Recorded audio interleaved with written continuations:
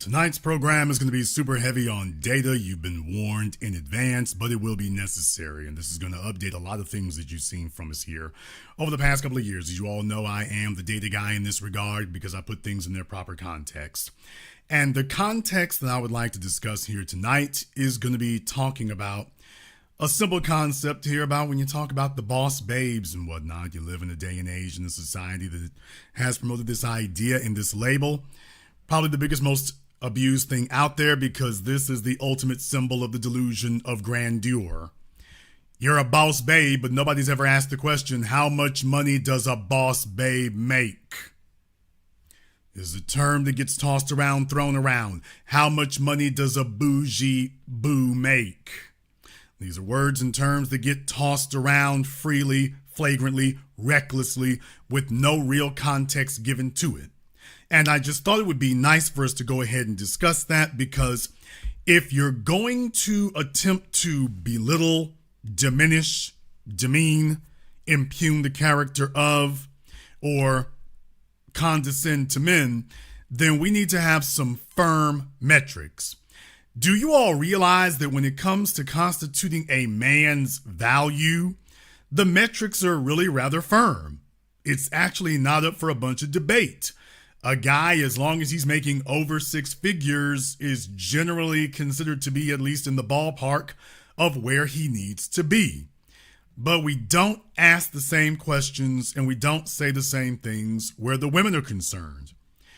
Why not? Probably because it's rather terrifying. What I want to do here is, first and foremost, I want to deal with some of the symbols of what makes you a boss babe, allegedly. I want to deal with some of the symbols here, and I'm talking about the real symbols, not the fake ones. I'm talking about the real ones. So get ready to be offended, because I assure you and I promise you that you will be. I want to go ahead and take a look at a few items. While we have time here, I want to go ahead and just take a look at a few items, and we can kind of just work our way up from there. Let's just talk about some automobiles, because every boss babe needs to have a fly whip, correct? All right, let's go ahead and take a look at that then. Hey, why don't we go ahead and start with a Range Rover? We'll go ahead and start with that. Okay, we'll take a look down through here.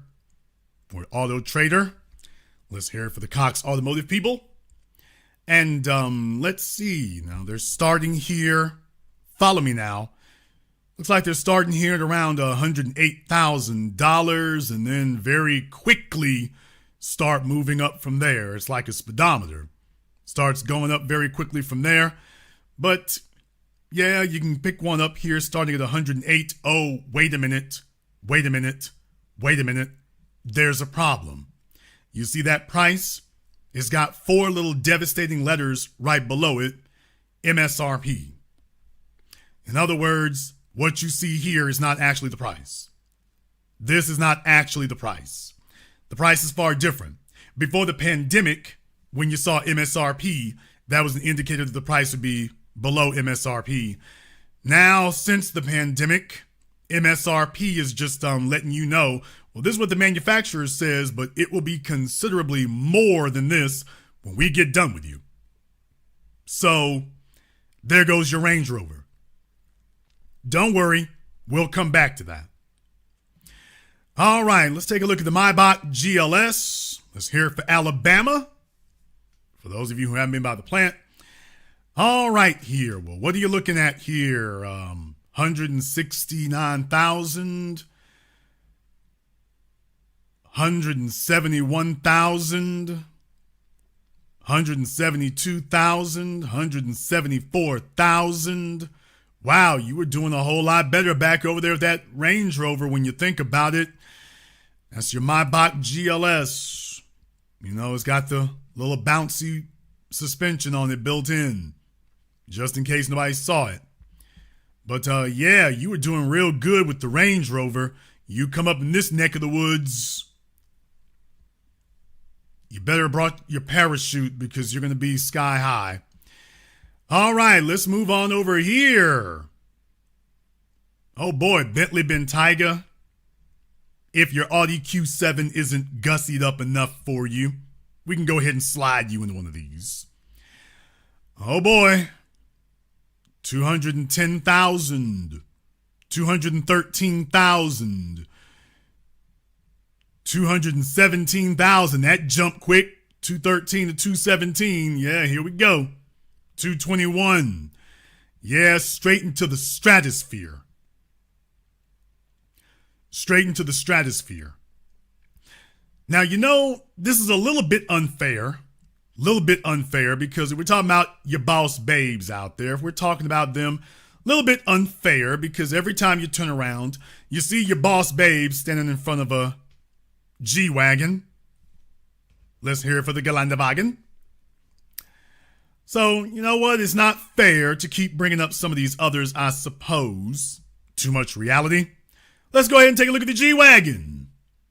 Don't mind if I do. Don't worry about the sponsored price up here for one.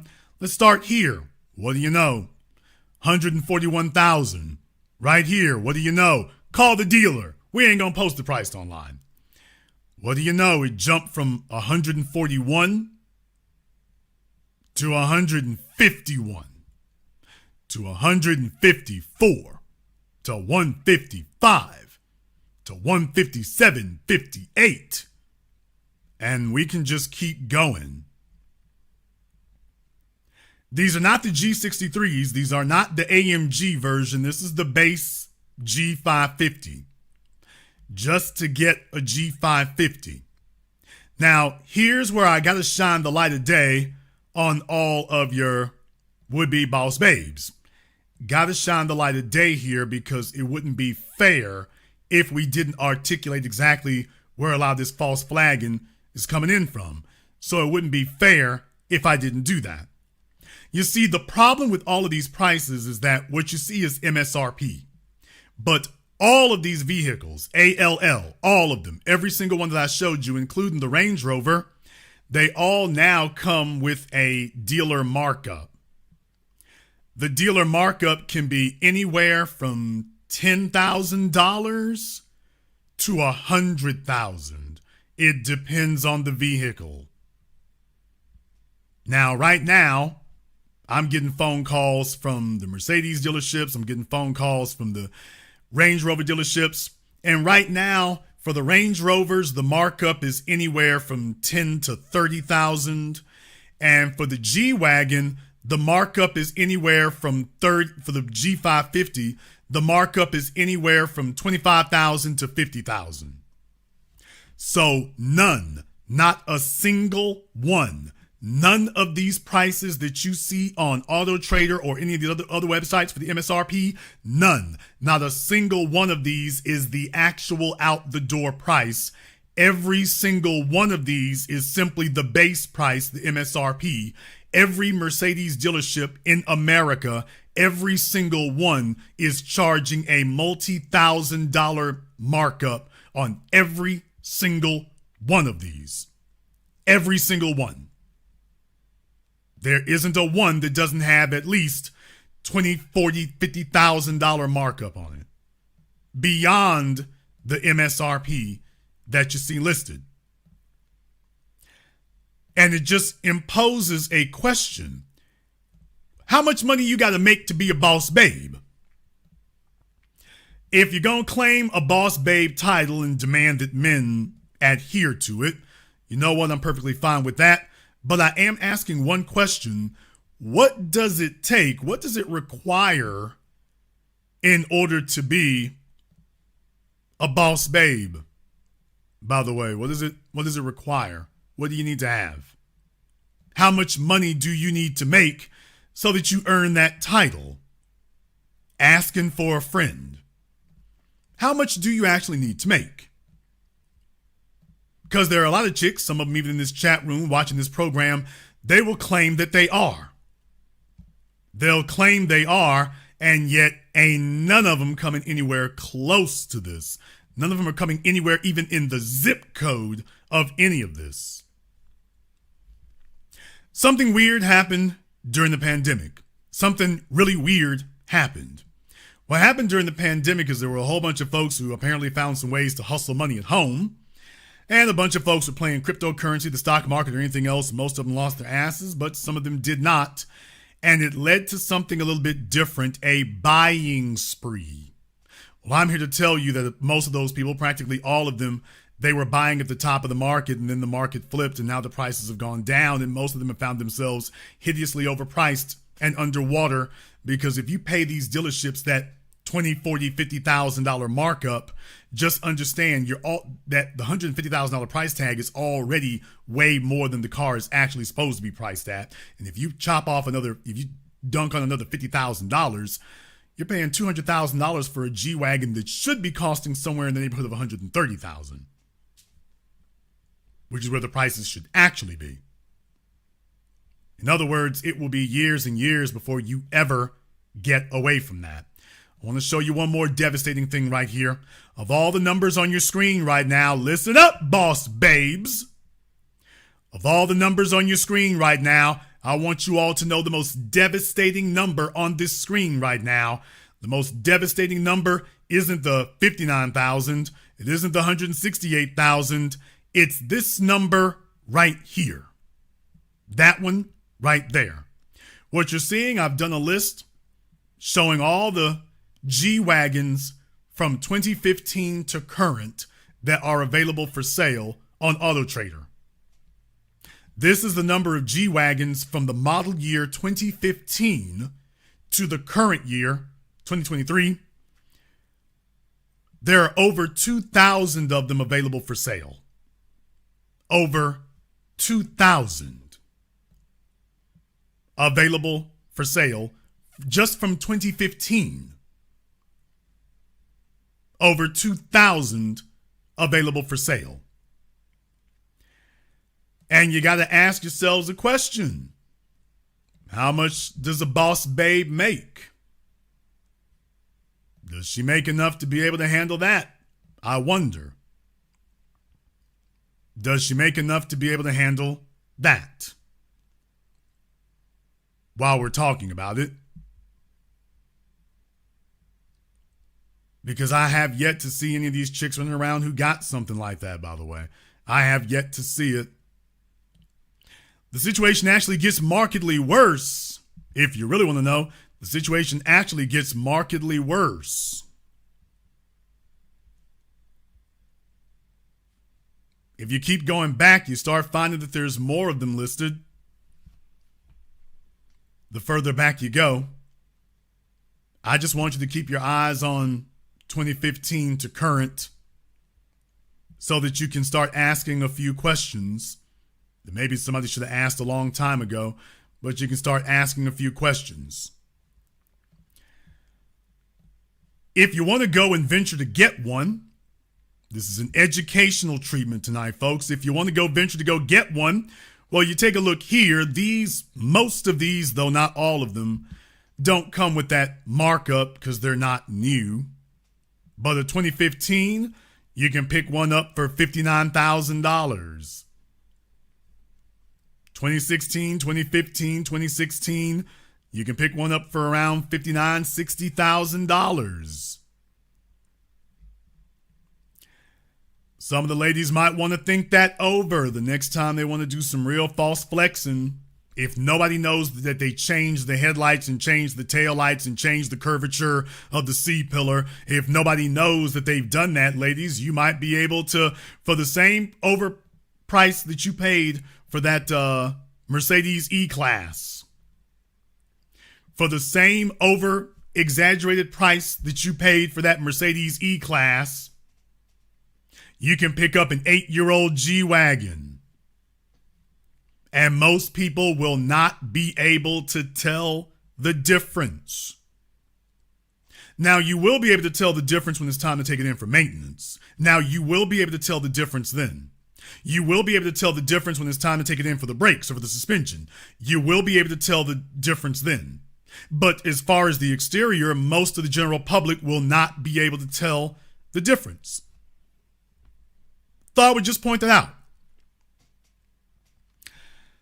But I'll go a little bit further with this Because as I said before, the real question isn't how much it costs. The real question is, how much do you make?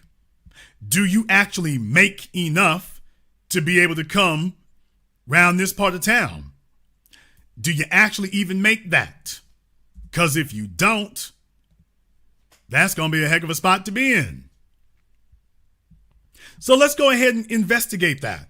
I know we're moving kind of quickly here. We're only 15 minutes in. And by the way, if I'm dropping facts here tonight, I want y'all to put the fire emoji in the chat room and hit the likes button. It's almost 2,000 people in here watching live right now. And rather than watching phony, fraud, fit, flex, phony culture, let's go ahead and talk about some reality for a few moments here.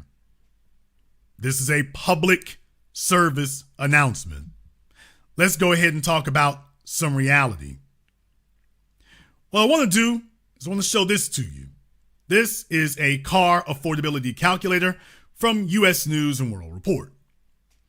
So to the ladies, you a boss babe, for the ladies out there, let me ask the ladies a question.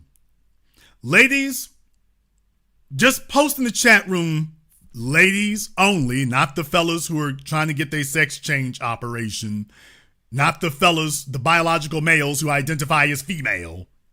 For the ladies, for the biological females, what is the maximum monthly car payment that you see yourself from your job and your wages having to pay? Go ahead and post it up in the chat room for me right quick. This is a public service announcement. By the way, folks don't like the program tonight, so once we get done with the data, we can go ahead and shut it down. But I'm going to do this real quick for the ladies out there, for the biological females. What is the maximum car payment that you can reasonably see yourself paying with your wages? All right, let's see, 500, 400, 650, 600. Oh, Miss Mueller Bridgie said 800. Oh, she's trying to get up there. 500, 400, 700. Stay Positive said they can foot 700. FIMMB1 says 790. Okay, Linda says up to 800. She ain't sure.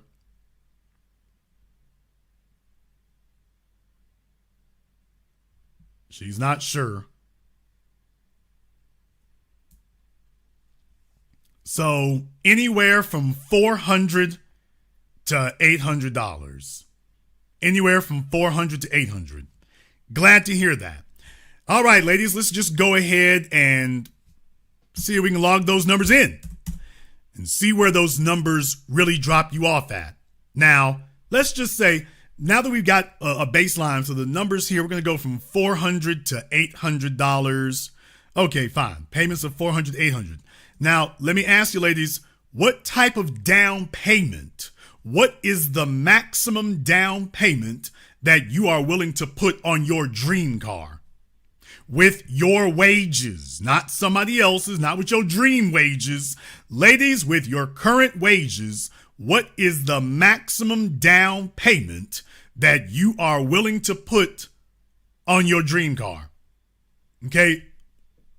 Elite Bell Zoe said no down payment. Okay, she said the number is 0. Curly Cutie Pie said 0 for her too. All right. Asia said nope, too rich for my blood, 0, tapping out. All right. We got Alexander, never mind. If Alexander, if you are not a female, we're going to kick you out of here because I said females only. So if you are waiting for the operation, if you're waiting for them to approve your deductible for your operation, if Alexander is not a female, Alexander does not need to be commenting unless they're a female. Okay, 1,200, 5,000, 10,000. Oh, JW is like, if my lottery tickets hit, 5 to 8,000. Okay, we got anywhere from 0. We got anywhere from 0 to 10,000. Anywhere from 0 to 10,000 for their dream car. 0 to 10,000. All right. Glad to hear that right there. So they're looking for a monthly car payment of somewhere in the neighborhood of $0 to $800 a month. And they're looking to pay anywhere from $0 to $10K for the down payment.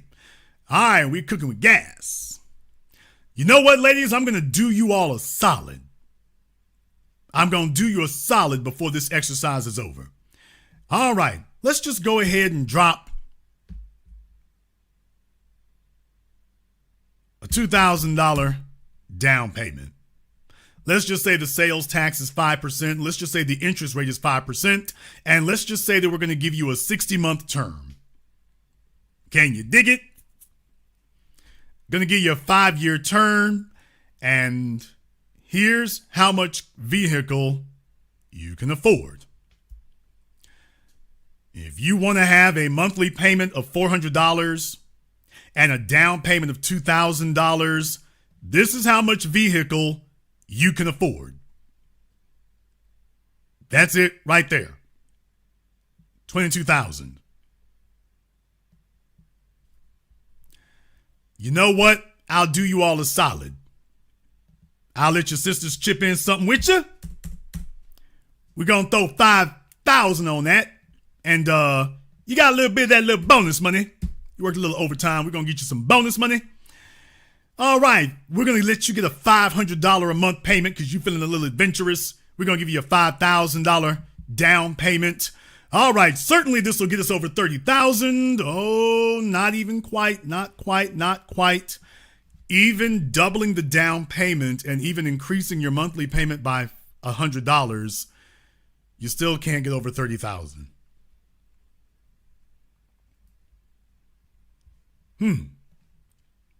Weren't quite expecting that now, were you?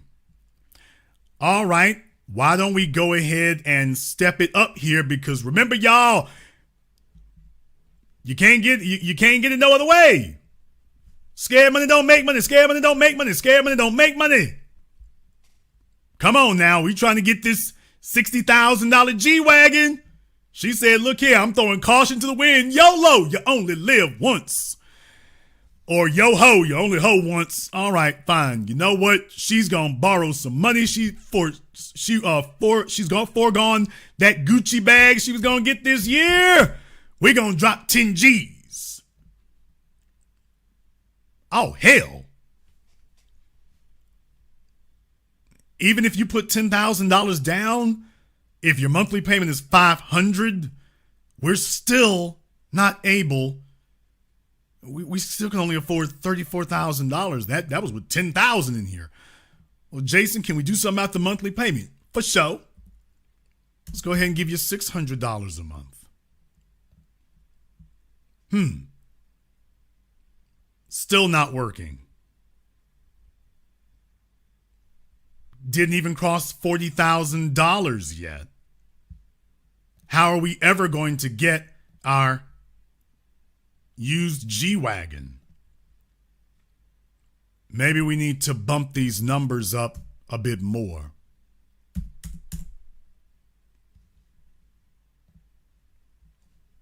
Well, we're getting closer. And remember, this is if you put $10,000 down. We can start inching towards this if you put $10,000 down and paying $800 a month. You know what? I'm going to do you ladies a solid. I'm going to tell you. I'm going to do you a solid. I'm going to go ahead and spot you another $200 a month in your income. Ladies, you just joined the $1,000 a month club. When it comes to a car, you just joined the $1,000 a month club. You're paying $12,000 a year on your car. This is after your $10,000 down payment. Well, what do you know? Oh, chitty chitty bang bang. There it is. Keep hitting the wrong one. There it is. Now you can get your 8-year-old G-Wagon. There you go. I got you. I got you. There it is. Now you can get it. You just need to put 10 G's down and $1,000 a month for 5 years, and you can get it. Well, Jason, you are distorting things. Well, you know what? I'm not distorting it. What I am saying is that this is reasonable for 5 years. Yeah, but this is my dream wagon. I've been waiting to buy this since I was in high school. All right. I'm okay if this is the last car I ever drive. Famous last words. I don't think you really want to stand by that. However, you know what? I'll do you a solid. Let's move this to 72 months. At 72 months, we can now get, let's knock your payment down.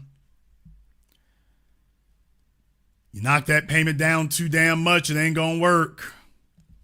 Not gonna work if we knock the payment too far down. Going from 1,000 to 800, you can't afford it anymore.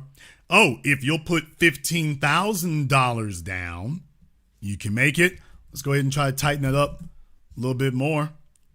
If you put $14,000 down, if you're willing to put another $4,000 down, and we can go ahead and knock this out now at 72 months.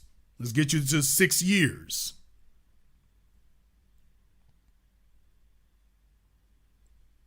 So we can have you 6 years paying $800 a month for 6 years. So in other words, by the time if your kids are in middle school, by the time they graduate from high school, your 8-year-old G-Wagon will be paid off. In another 6 years, it'll be 14 years old, but it'll be paid off. But it'll be paid off at least. So you got that available for you. You got that available.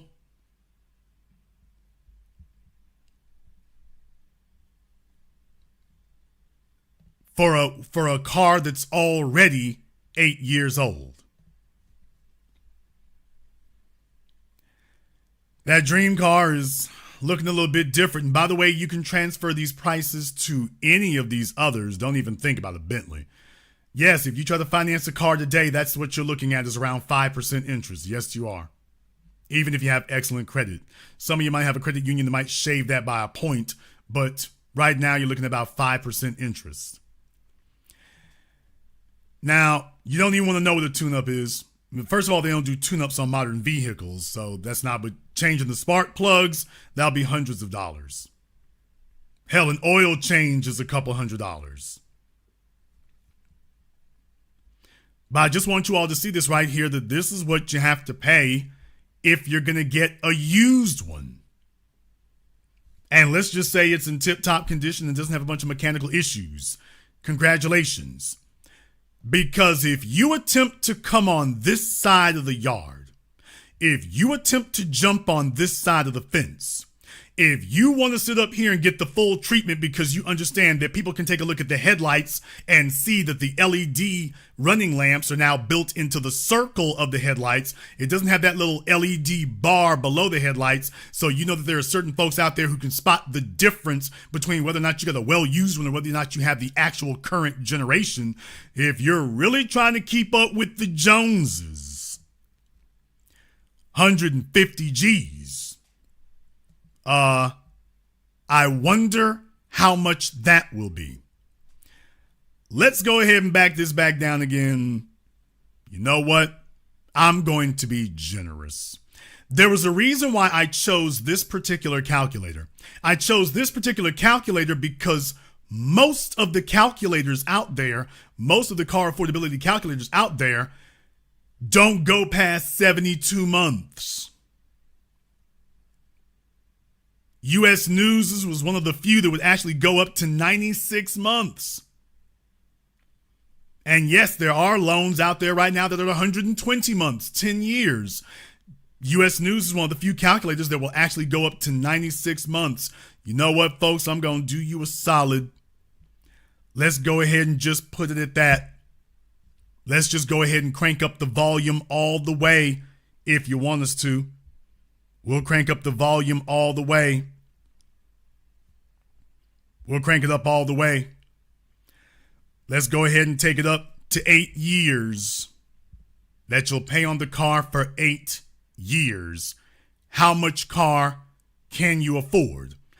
Some of you ladies before were saying you wanted to pay you were willing to pay $1,000 a month payment.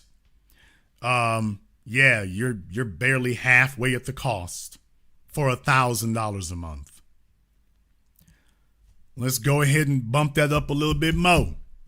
$2,000 a month for 8 years to get a new one that doesn't come with a bunch of other people's problems.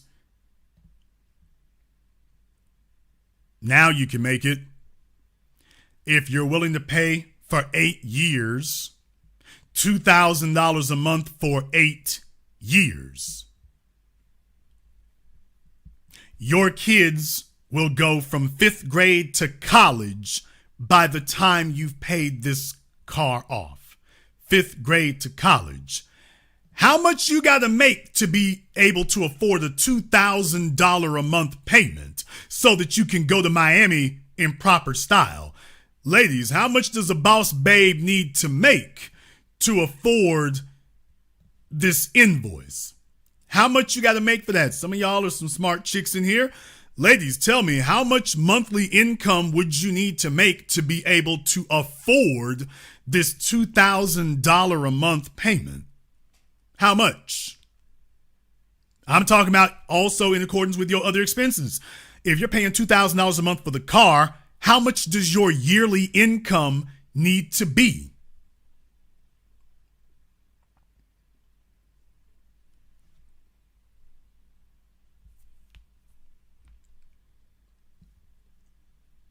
$2,000 a month just for the car. Just for the car. I'm not talking about the house. I'm not talking about the bills. I'm not talking about school for the kids. I'm not talking about maintenance. I'm not talking about anything else, just to get the car. How much do you really need to be making to get that?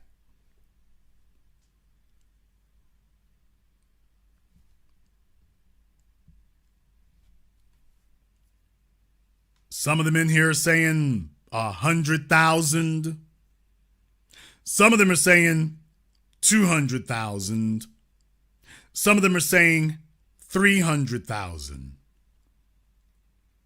And that's very, very interesting that you'd say that, because I want you to start thinking about what people's actual income is.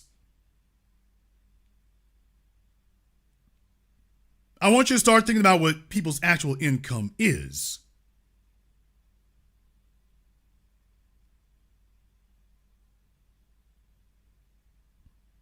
How many folks can even afford the $2,000 a month? How many can even afford that?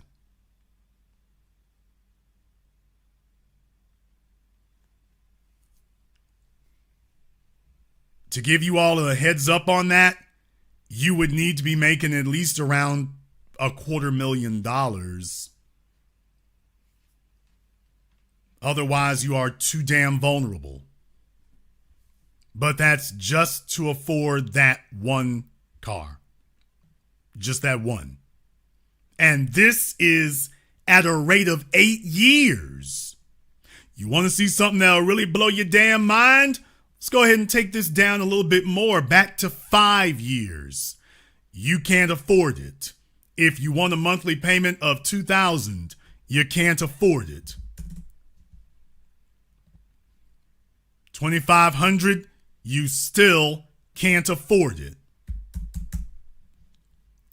$3,000, you can finally afford the MSRP. But remember, I told you that there's a $25,000 to $50,000 markup. So the price isn't actually $151,000. The price could be as high as $200,000.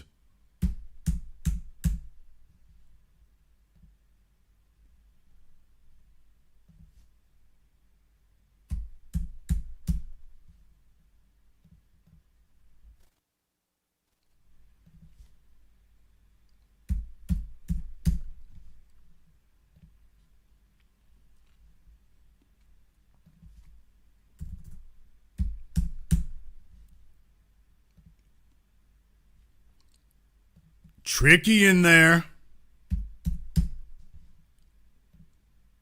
I know the suspense is killing you.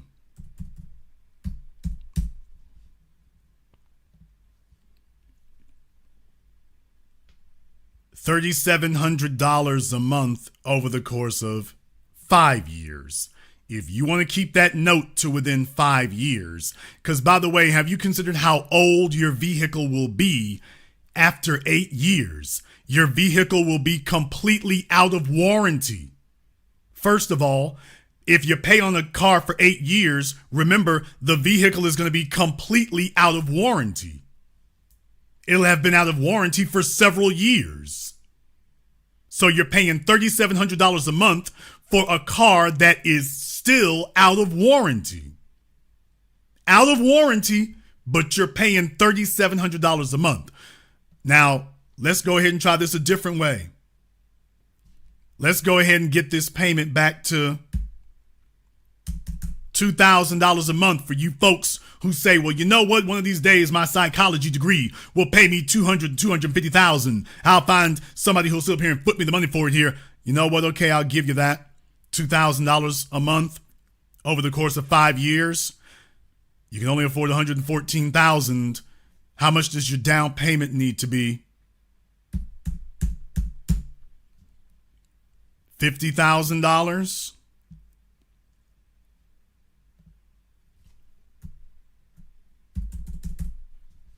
$60,000? That's if you want to keep your monthly payment at $2,000. $70,000? $80,000? $90,000? If you want for those of you who can afford that $250,000 a year in income, by the way, this is your down payment. Jason, $100,000 down payment? Surely that'll get me where I need to be. No. Even with $100,000 down payment, you still can't get to this price plus the dealer's markup, and you all don't have to believe me. You can call Fletcher Jones Mercedes in California.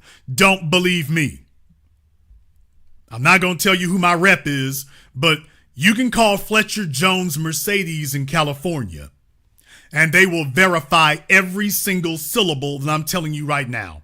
You can call Mercedes of Miami, and they will verify every syllable that I'm telling you right now. They will tell you that every number here is correct.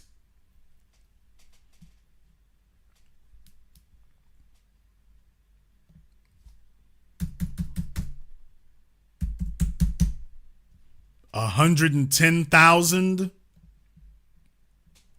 Well, you finally crossed the finish line. So if you want to keep your monthly payment at that $2,000 a month that we mentioned before, to maybe see if you can swing maybe the Range Rover long wheelbase with their markups, maybe the Maybach GLS. Maybe if they have a modest markup, I can tell you that they don't. Their markups are similar to the G-Wagon, by the way.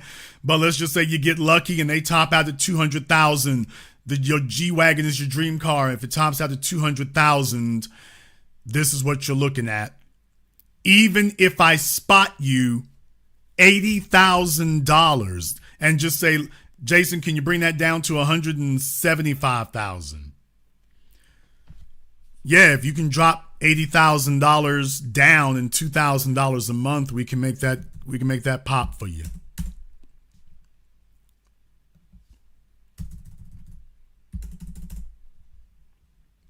Over the course of 5 years.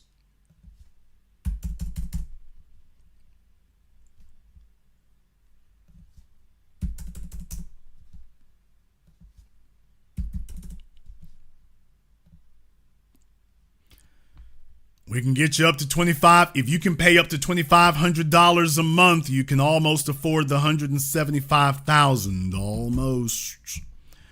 You can almost get it.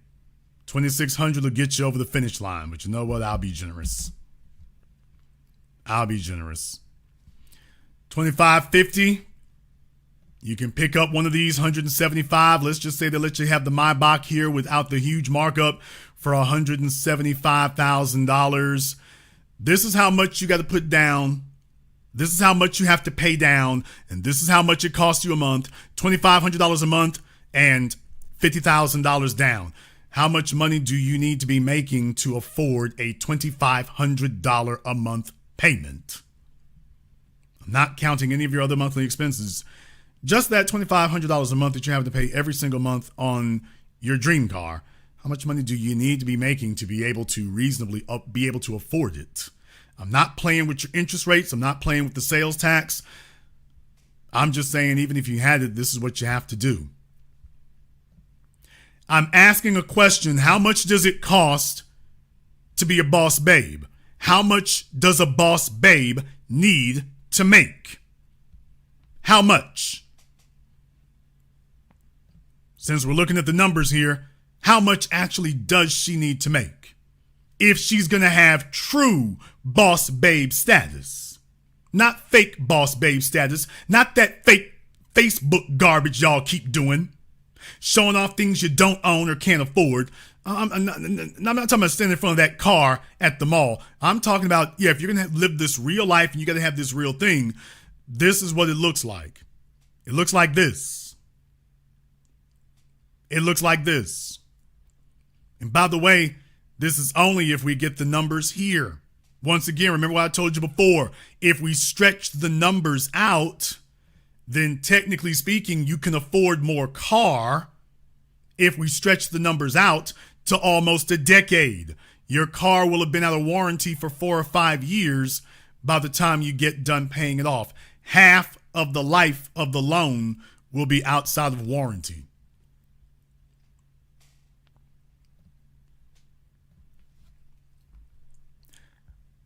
Jason, why are you doing that? Why are you showing these things like this? Why are you showing it to us like this? Because I wanted to take a moment here to show you exactly what you're looking at. Because now that we have determined the ballpark of what the boss babe needs to be working, I got a question for you. How much are the boss babes actually getting? Well, nationalpartnership.org has a great chart here.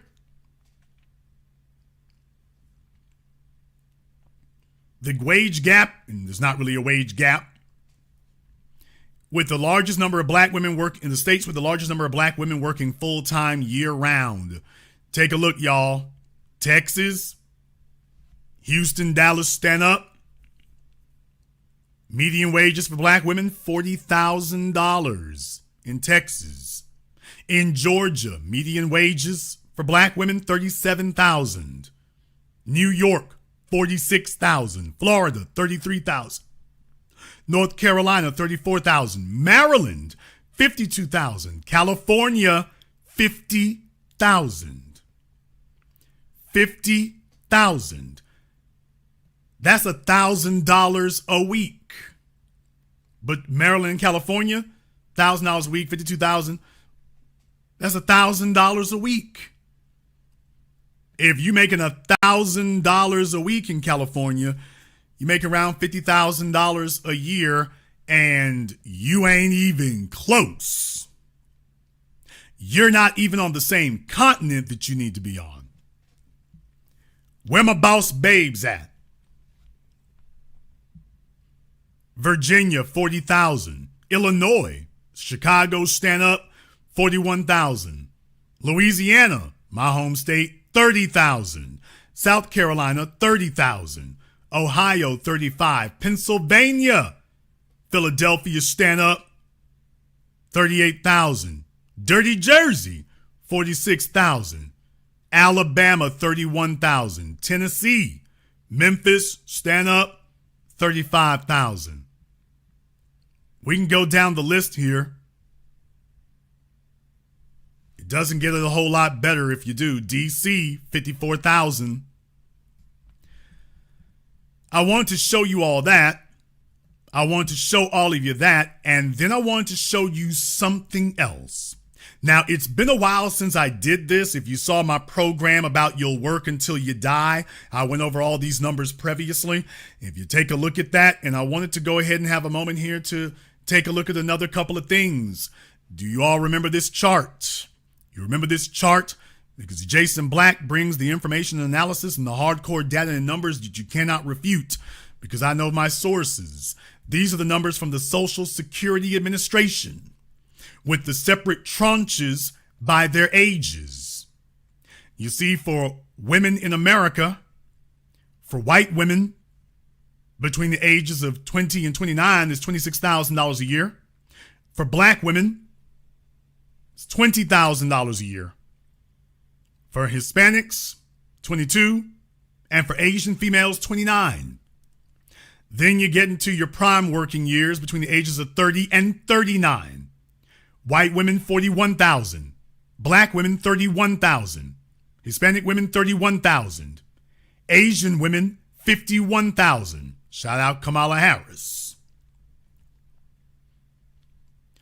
Now you get to the middle-aged chicks. Either they made the right choices or they didn't, and they usually don't. For white women, 45,000. For black women, 38,000. Latino women, Hispanic, 31,000. And Asian women, 53,000. Then you get from 50 to 59. And what the chart essentially shows you is the black women can't really quit working. But I will tell you one thing, that those numbers will never get you here. But I've got more I want to show you all tonight, because the truth of the matter is that these numbers do not tell the whole story. Not anymore, because these numbers are the numbers I had last year. They have since updated the numbers. The numbers have since been updated. So let me go ahead and blow these up a little bit for you all so you can see that they've since updated the numbers in 2020 dollars. Now what you have is white women between the ages of 20 and 29 make $25,000. Black women, that college set in the early years, $19,000. Did you see this?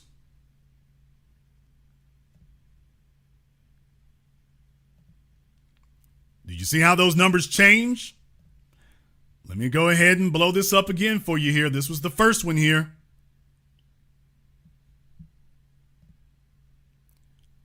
(2018 to 2019), white women 26,000, black women 20,000, Latinas 22,000, Asians 29,000.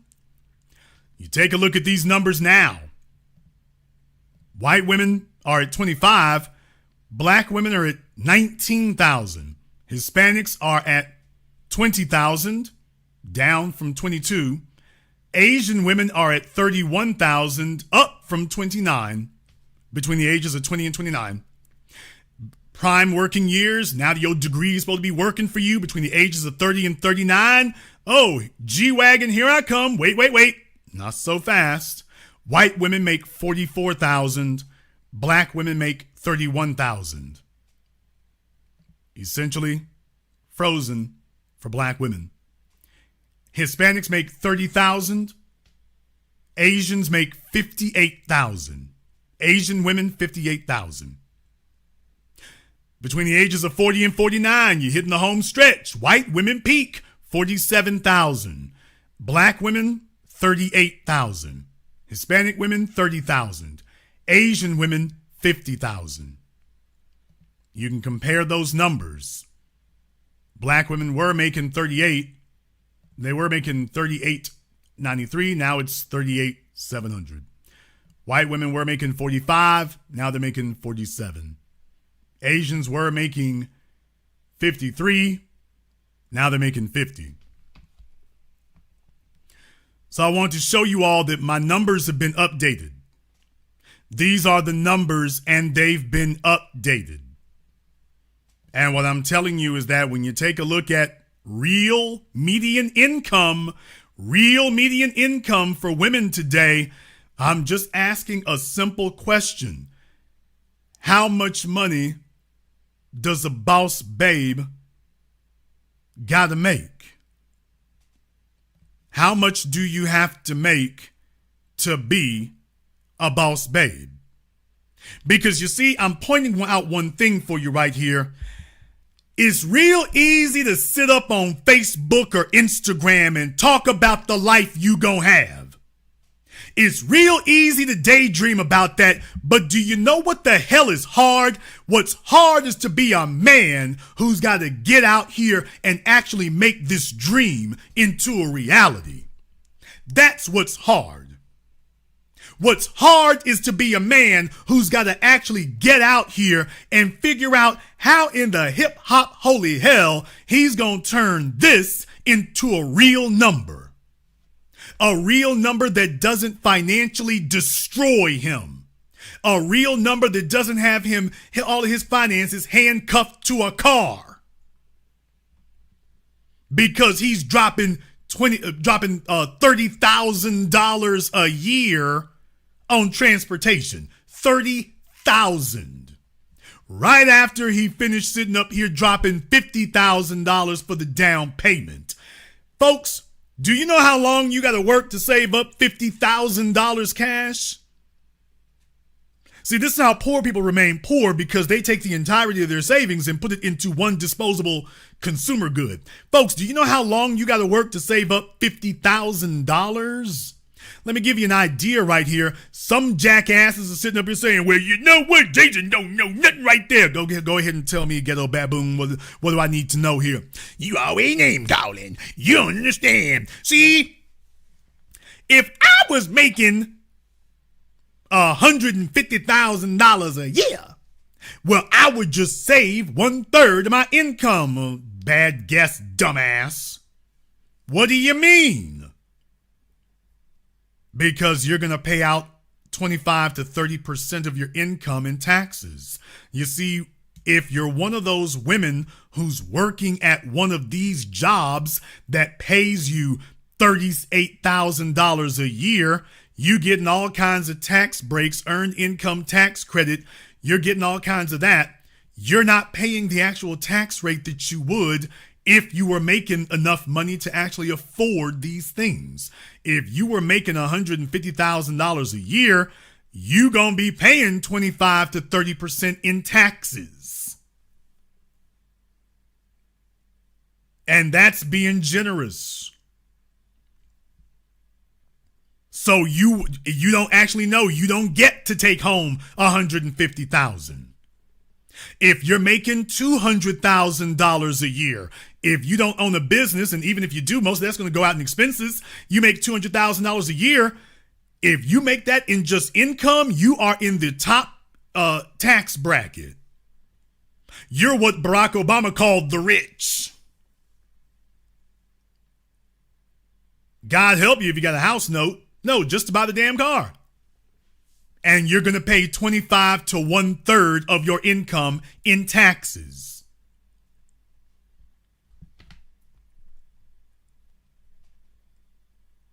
Well, Jason, I own my home. I'm very glad to hear that. I certainly hope you don't live in a place that has an HOA. Yikes. Hope you don't live in a state that doesn't have any income taxes, because they make up with that with your property taxes. Yikes, yikes.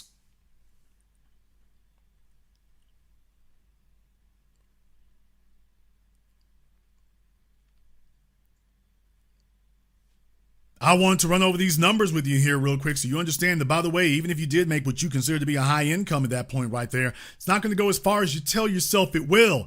And what I'm saying is that there are a lot of folks out here who insult the men, denigrate the men, condescend to the men, and it's only the men making this happen. The only females that you see out there who allegedly got these kind of cars or whatever, doing that kind of thing, is chicks who are, was that Young Miami? It's chicks who are rappers, or they laying up with a rapper. It isn't her income that's paying for this. That's the point I'm making. This is why not a one of you knows a female who is driving a new or late model G-Wagon. You don't know one. You don't know one. Don't even get my chat room lying. You don't know one. Everybody talk about being a boss babe. She's driving a freaking Mercedes C-Class, telling us that she's a boss babe. She's driving a used BMW X5, telling us she's a boss babe.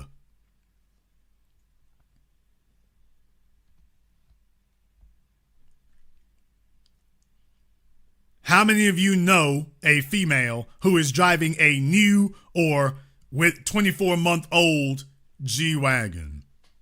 I want to see a picture of one that you personally know.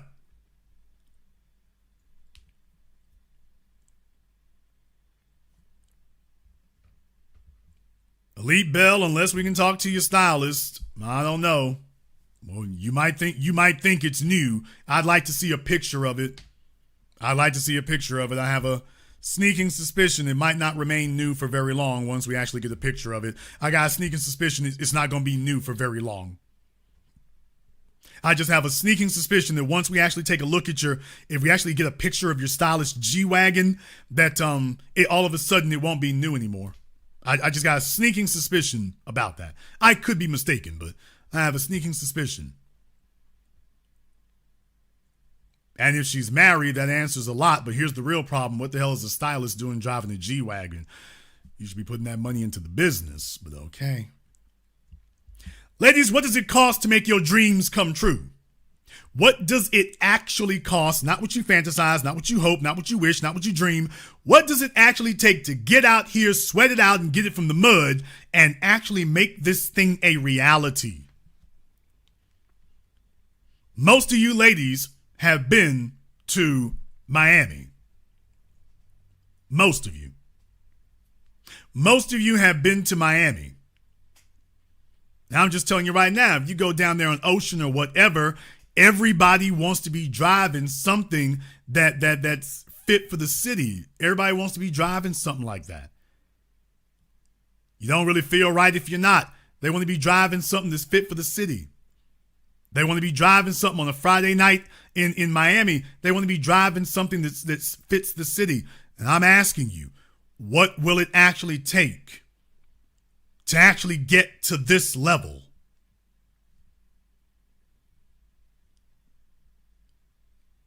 Thank you in the chat room, brother. If she owns salons, she's not actually a stylist, but Belle is trying. She's just trying hard. So just don't worry about it.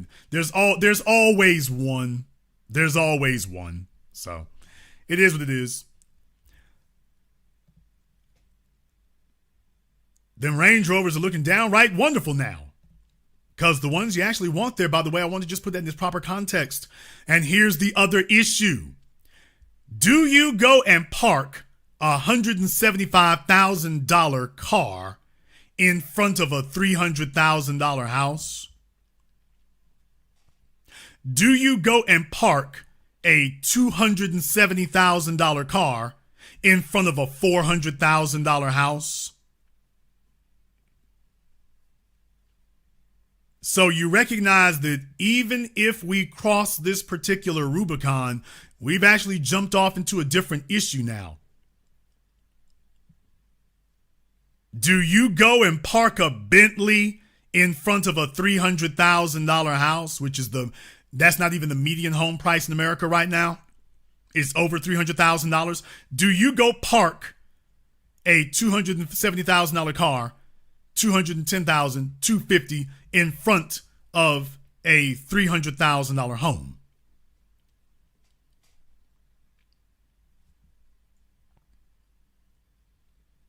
Do you go park a $200,000 car in front of a $300,000 house, $400,000 house? Your house should be costing more than twice what the car is, shouldn't it? Although when you think about it in reality, that's not really enough either there, because by the way, how many of you right now would, even if you had a $100,000 car, that you would want to be living in a $200,000 house in a major American city in the year 2023? Even if you made $100,000 a year, even if you paid for a $100,000 car, would you only want your house to be twice the value of your car in a major American city? Think about that for a few moments. Think about that for just a few moments. Is that what you would want it to be?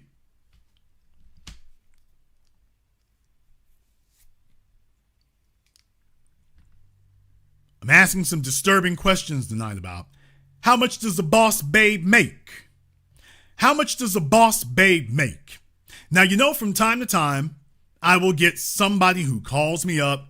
I'll get somebody who calls me up or calls in, and they're going to tell me that they want to live in a certain area. They want to live in a certain place. One of the names that I see come up a lot, one of the names and the places that I see come up very often is Sugarland, Texas. I've shown you the car. Let's take a look at where you're going to live physically. Back to our friends over here at Zillow. And as you can see, Sugarland in Houston. Take a look at where the bidding starts out at for 2-bedroom, 2-bath. A 2-bedroom, 2-bath. Oh, yes, I'm bringing you all the stats tonight that you will need. 2-bedroom, 2-bath. Some folks in the chat room are saying, uh-oh. They're like, oh, hell. Are you sure you can afford to be a boss babe? Folks, I'm asking the question right here tonight. Somebody explain to me, because I don't know. I might have missed it. How much you got to swing them butt cheeks in Sugarland, Texas?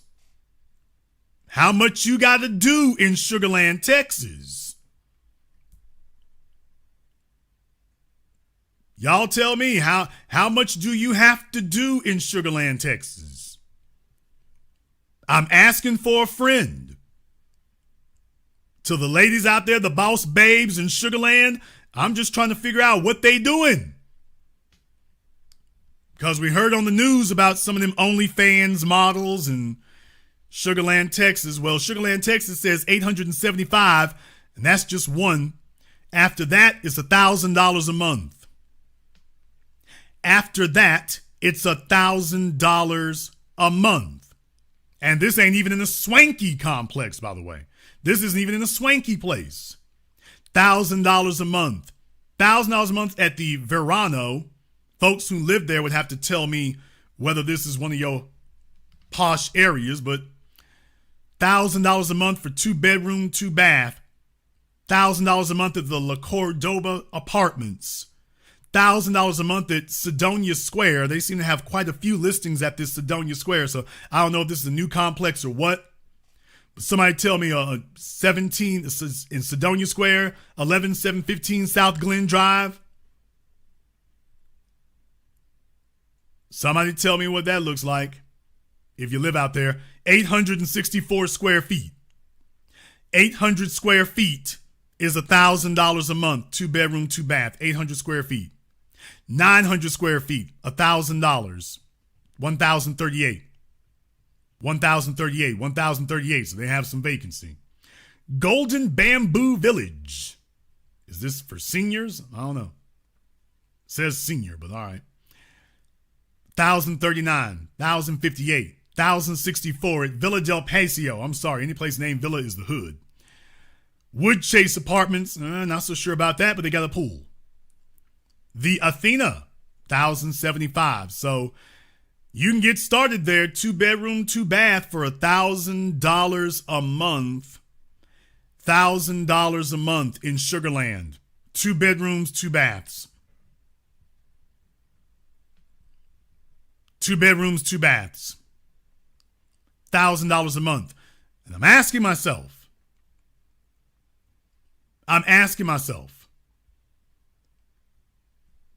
can a boss babe afford to be a boss babe? How much does she need to make for a $2,500 a month car note and $1,000 a month rent, how much does she need to make? How much? Let's go a little bit further here. Phoenix, Arizona. Phoenix, Arizona. You know what? Let me go ahead and make a few corrections on that. Let's go ahead and give you 2 bedrooms, 2 bathrooms, Phoenix, Arizona. There you go. Okay, not really sure why I did that. Got rid of our legend here for some reason.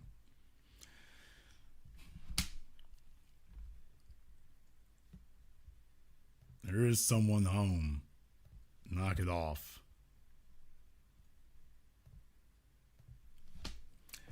All right, in Phoenix.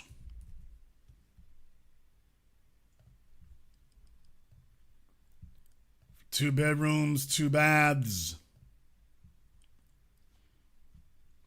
Would quit wiping out the damn sidebar for it.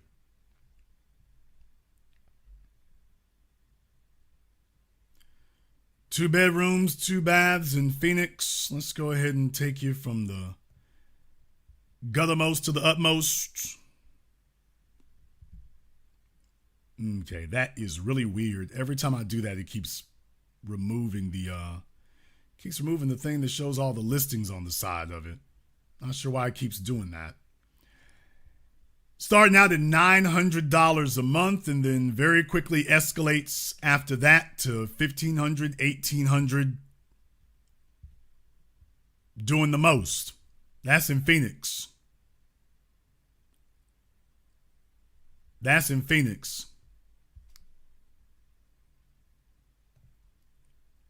Wondering to myself, who got ready for that?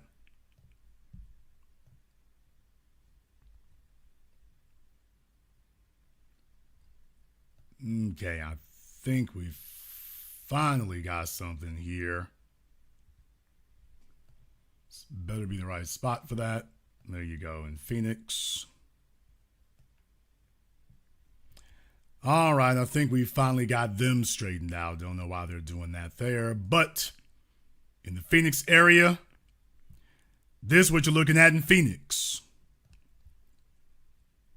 $1,300 a month. 2 bedroom, 2 bath, 900 square feet. Oh boy, burglar doors. That's a nice upscale neighborhood. $1,349 for 850 square feet on North 28th Street. That don't sound good. 885 square feet. Hell, you were doing a whole lot better back in Sugar Land, Texas.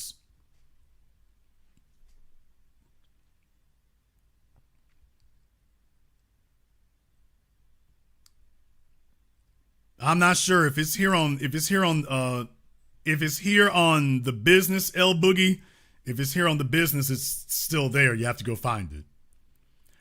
$1,400 a month for 3 bedrooms, 2 bedroom, 2 bath, 760 square feet. Oh, this looks hood-ish. The Wexler Apartments. Love to see where that is. $1,450, 900 square feet. 2 bedrooms, 2 baths, 900 square feet. That's Phoenix. And I'm asking a question. How much do these boss babes make? How much do they actually make? Do they actually make enough to call themselves boss babes, or is everybody being gaslighted? Do they actually make this while you're talking down to the men, while you're denigrating the men, while you insult the men? By the way, it's costing you $1,400 a month to live in the hood in Phoenix. It's costing you $1,000 a month to live in the regular apartments in Sugar Land. We didn't even get to the nice ones.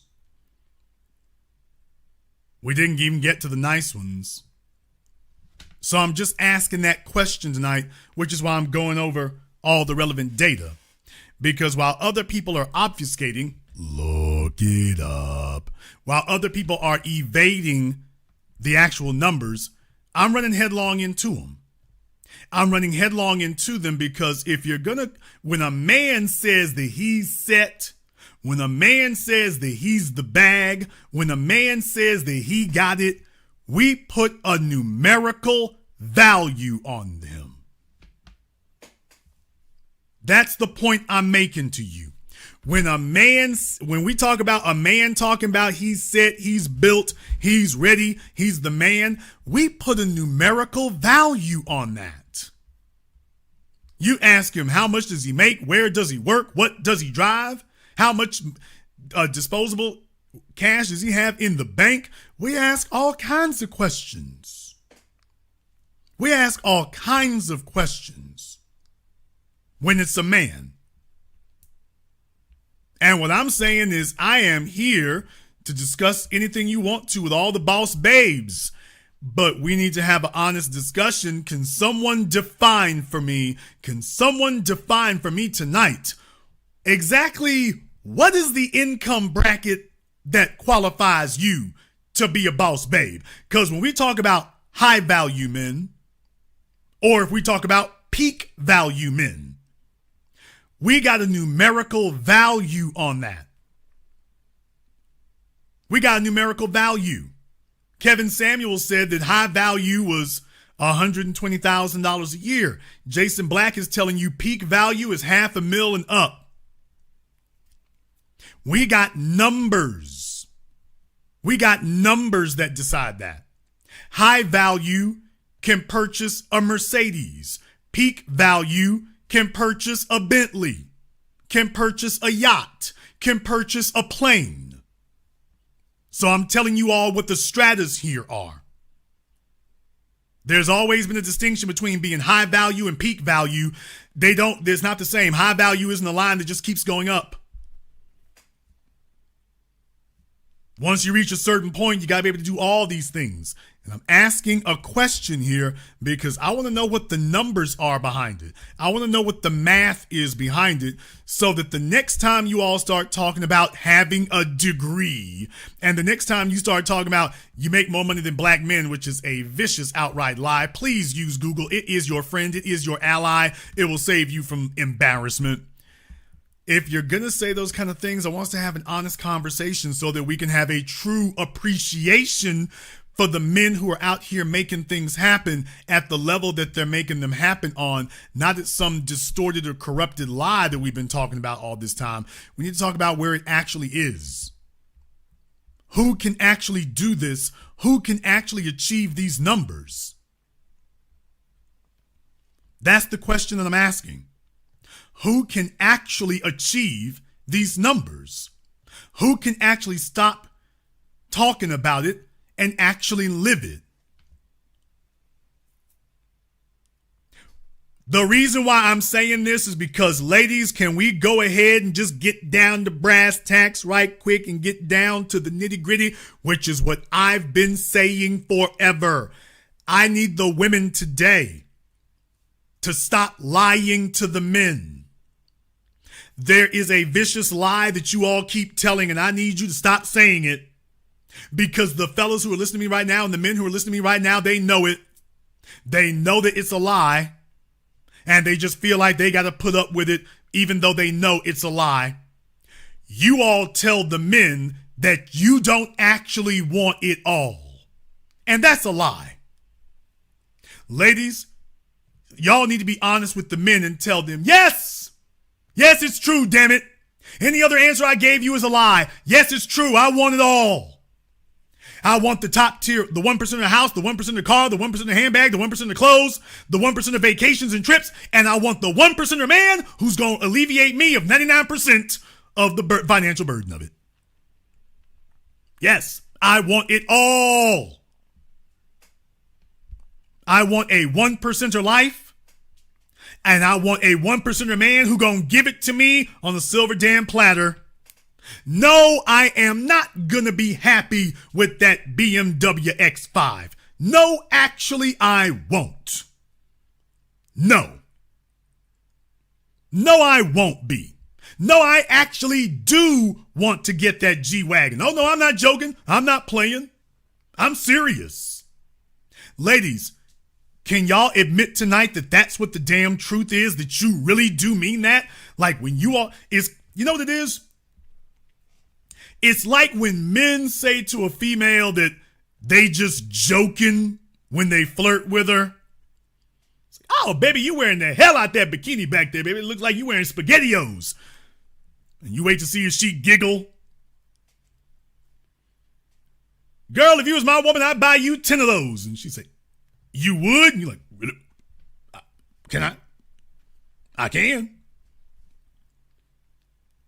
He acts like he's joking, but he's really not. That's why women don't like to joke with men like that, because they understand. Don't act like he's joking. Don't act like you think it's funny if you really don't think it's funny, because if he's smiling, he's gonna get around to it in a moment here, talking about what he really wants to get to.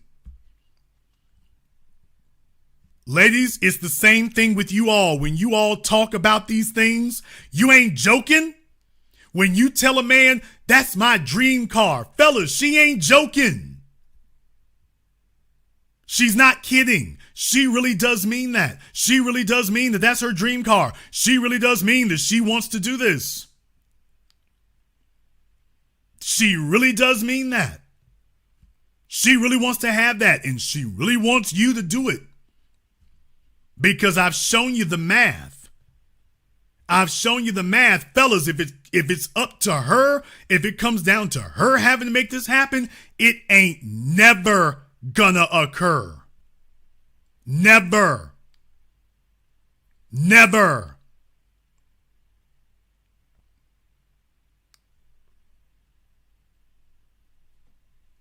You'll be just dreaming about this forever. She is never going to force herself to do the level of work that is necessary to make this occur. She ain't gonna do this. Fellas, these women are in the chat room complaining about paying $500 a month for a car note. For their current level of output and productivity, they're whining and crying and screaming and gnashing their teeth over paying $500 a month. $500. You saw what they only one person even said that she would be willing to pay $1,000. None of them said they were willing to pay $1,200. None. And their eyes rolled back in their heads when we got up to $2,000 a month. They're not gonna do it. Now, let's be very, very clear. She will live, kill, or die to get it, but she's not gonna foot the bill on her own. If it comes down to her footing that bill, she won't do it. That means it's going to come down to you. That means the only way that this actually happens is you.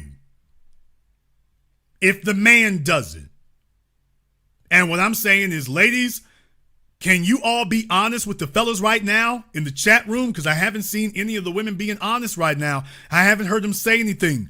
Ladies, will you all be honest with the fellas and tell them, yeah, Jason's telling the truth. I'm not joking when I say I really do want a G-Wagon. I'm not joking. Can you be honest with the fellas and tell them, yeah, I'm not joking. I really do want a Maybach GLS. I'm not joking. Can you be honest and tell them, yeah, I'm not joking. I really do want a Bentley Bentayga. I'm not joking. I'm not kidding about that. I might look you in the face and laugh and giggle, but real is real. I'm not joking with you. I really do want that. I want that.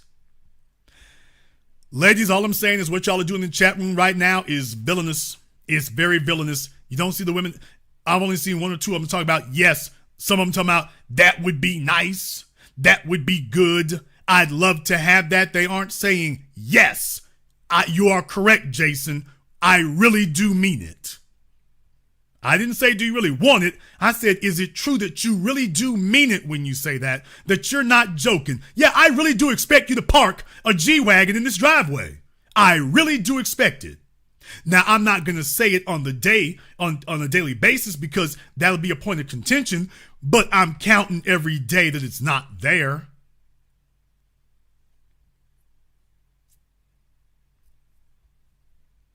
I'm counting every day it's not there. And just understand, every day I look in that driveway and it's not there is a reminder to me that I could do better.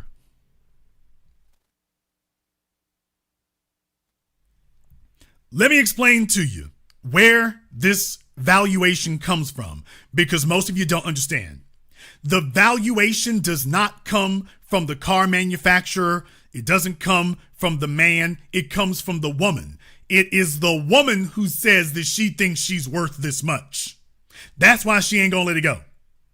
Fellas, there's nothing you can do. You cannot. There's no amount of argument, no amount of rationality, no amount of reason, no amount of negotiation that you're gonna give.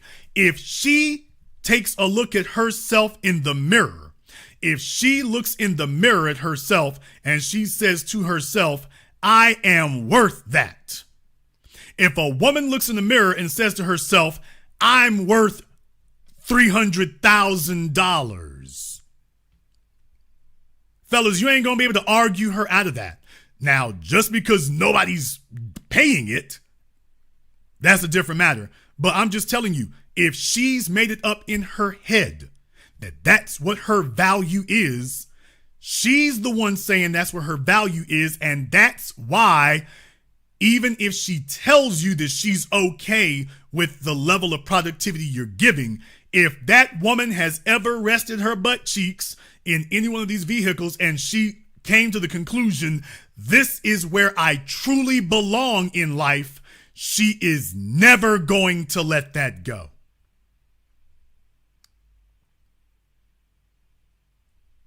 Because she's put that valuation on herself. Now, the sexual marketplace may never actually validate that value, but as long as she tells herself that's what I should be qualifying for, then just understand with any fellow she's with, she's telling herself I can do better. If she's not in the car, the house, the handbag, the shoes, it don't matter if she's a sloppy size 16. If she's not sitting where she thinks she needs to be, then she's always telling herself, I could do better. And it doesn't matter what car you put her in. If that's not the one she sees herself in, she's telling herself she can do better than you. She's telling herself that she can do better than you, that she qualifies for better. Even if she sits there and looks you in the face and says, I can't do better, she's lying. Every female in here every fellow who's broken up with a chick knows that that's the truth. She'll tell you, oh no, don't worry, you're the best I can do. As soon as she found something better, she didn't even say goodbye.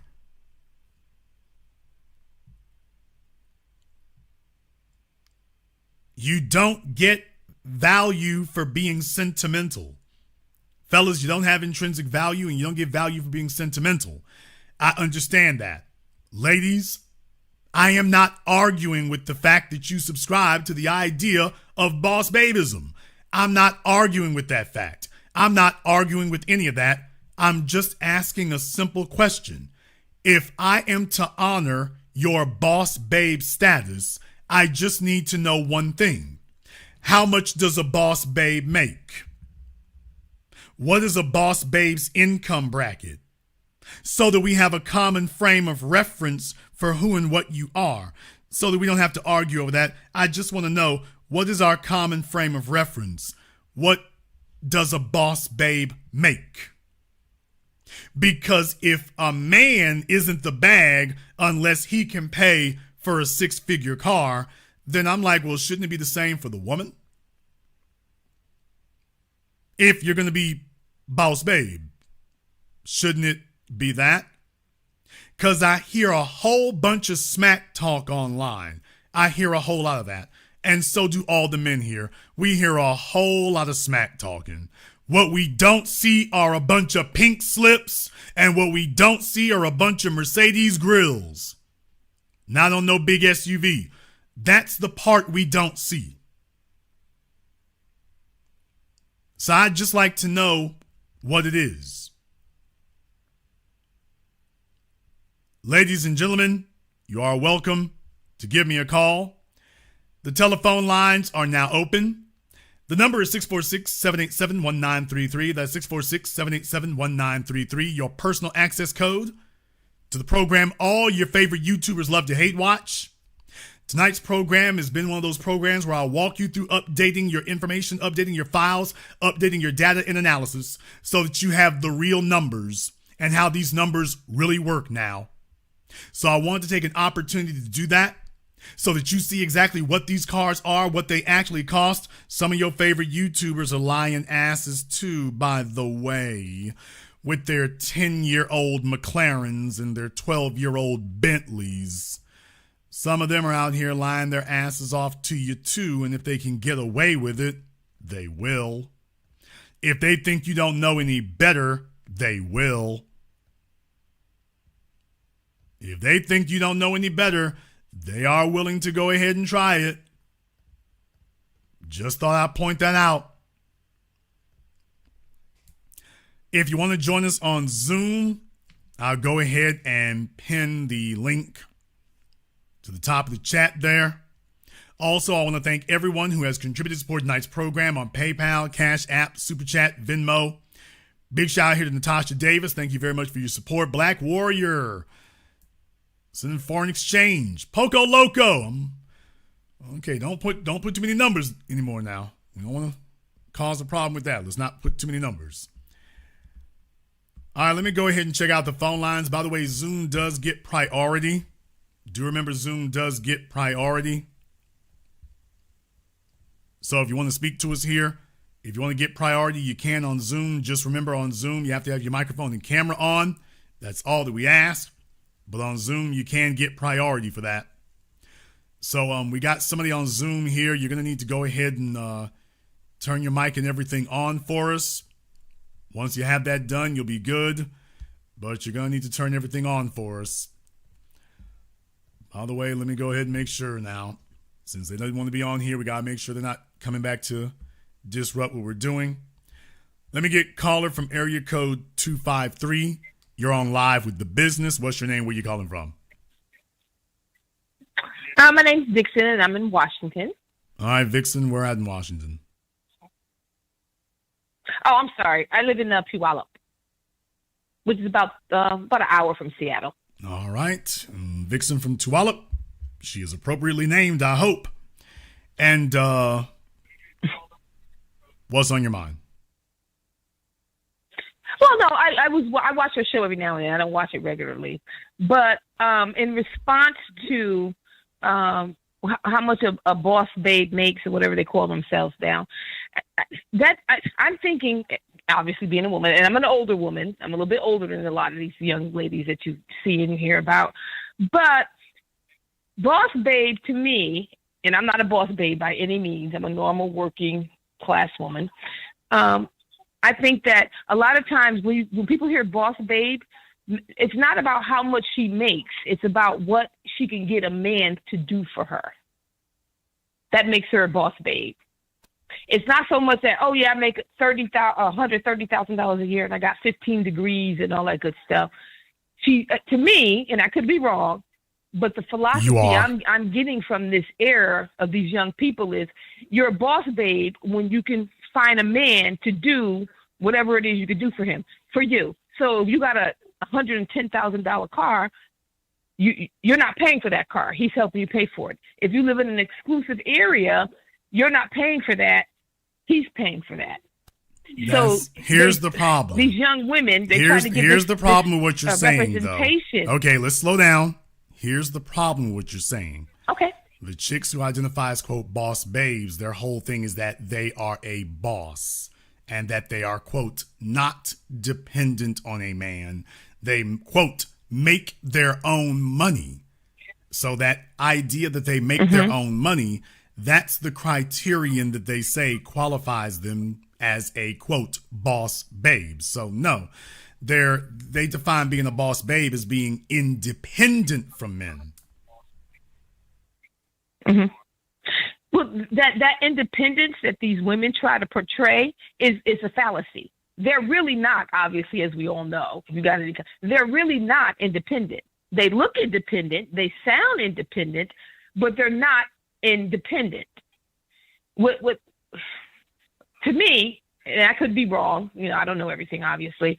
To me, they put on this facade like I'm doing this all by myself, and she's not doing it all by herself. She can't. And if you ask them what they do for a living, they're very vague. Oh, I got my own business. Oh, I got 18 degrees, or whatever the case may be. But she's not doing it on her own. A lot of these young women, they're probably prostitutes, I think. That's how I see it. And they get men who help them pay for, if not pay for everything, so they can live this luxurious lifestyle.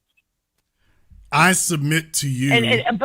I submit to you that based on what we've seen, it's a fake. Well, I submit to you, based on what we've seen and what we experience, that boss babe is, for the most part, a myth. You're in the social media era where everybody wants to take a good picture that poses and fakes a lifestyle, but in reality, that's not what it is. So I would submit to all of you, I would argue with all of you that none of you have actually met a true boss babe before. I would submit to all of you, none of you have. You've met chicks out here false flagging and using titles and claiming names. But I would argue to you all that you haven't actually met one. It's a hashtag. It is somebody bluffing. But I would submit to you that you haven't actually met one. And I don't want to. I'm not a boss babe. I'm not trying to be a boss babe on any level. But that's the trendy thing for these young women. They all look the same. They all got the same body shapes. They all got the same hair and nails and all that good stuff. Because it appears that it's attracting men. I'm not a man, so I don't know what men look at, what they find attractive when they look at women. But I look at these women, they all look the same. I don't care what color she is. I don't care where she's from. They all look the same. And they claim this boss babe thing, not because they're actually doing anything. They're claiming boss babe because they have someone that's doing this stuff for them, which would give the appearance that they're in control.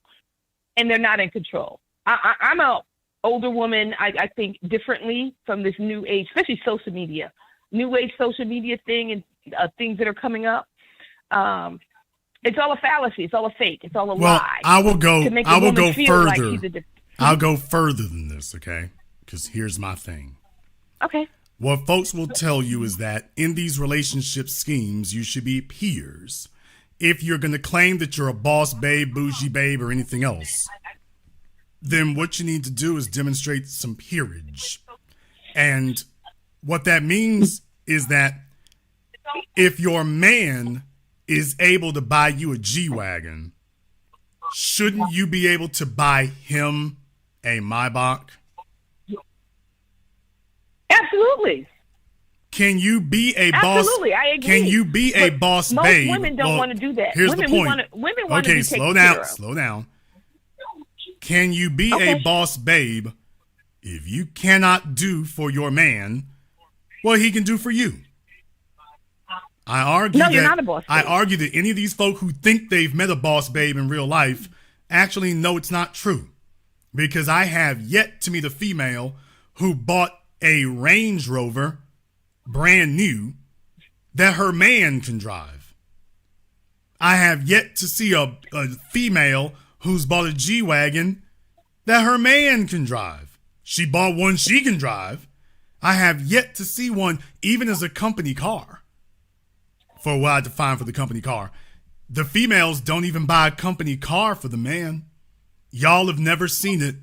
You have never seen a female who bought her man a Bentley, who bought her man a Range Rover, other than a couple of celebrities. But as far as people you actually know, you haven't ever witnessed it. You haven't. And we're not going to, because I don't care what era she's from. I don't care what she does. Women like to be taken care of. And if I could do for you, if I expect you to do for me and you expect me to do for you, then she's not going to feel that validation that she's taken care of. So even if a woman, you take celebrities, some of these rich women, they can go out and get these guys whatever they want. That's not what she really wants to do. Women like to be taken care of. And that's why I don't like this boss babe. Now, and people can do whatever they want to do. I live my life. I do my thing. Everybody do whatever you want to do. Okay, as long as you're not hurting anybody. But this boss babe theory, I don't care what these broads say. They want to be taken care of. And that's why you're not going to, even if she could, you're not going to see her buy the most expensive car for her man, her husband, or whatever his title is in her life. Because when she does that, it takes away from feeling like I'm being taken care of. Well, you see what I'm saying? Well, does that make sense? Yeah, I mean, certainly when it comes down to it, they want to straddle the fence eventually. But the real thing is, boss babe is not just a slogan; it's a mentality. It's an ideology. It's a way of thinking, and every female thinks about herself in that regard to some extent. Every female does. The only ones that try to lower the price are the ones that, just if they feel like they just can't get it. But other than that, no. Now, let me ask you a question here. Did you say that you were married? Okay. Huh? Did you say you were married? I was married. I was married for 22 years. I'm divorced now. Okay, you're divorced now. Mm-hmm. Because I was going to ask you here, by the way, would you be honest with the ladies and the fellas here tonight? Because you've been married for 22 years. You're in your 40s or 50s? I'm in my 50s. Okay. Will you be honest with everyone here? Have you let that go? Mm-hmm. Or do you still actually want it? Do I let go of what I want? I'm not clear on that question. All the ladies, if you ask them about that life they're supposed to be living in, that dream car and everything else, they'll sit up here and tell their man, oh, that's all right. I'm okay not having that G-Wagon. I'm okay not having that Maybach. I'm okay with that. Can we be honest and just say that that's not true?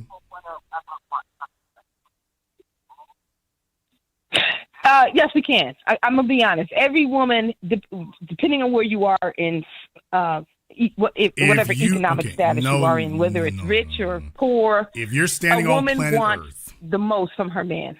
If she's standing on planet Earth, now that's where her position is. Your position is on Earth.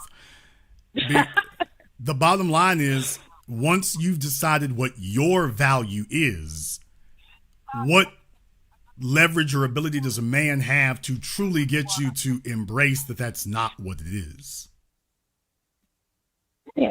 Well, I think where people are getting confused is not every woman wants the same thing. Like, I'm going to take myself, for example. I don't need to drive around a $100,000 car. Okay, well, for that matter, you don't need to drive anything. The internal combustion engine automobile has only been around for roughly 130 years. So by that logic, you don't actually need to ride anything.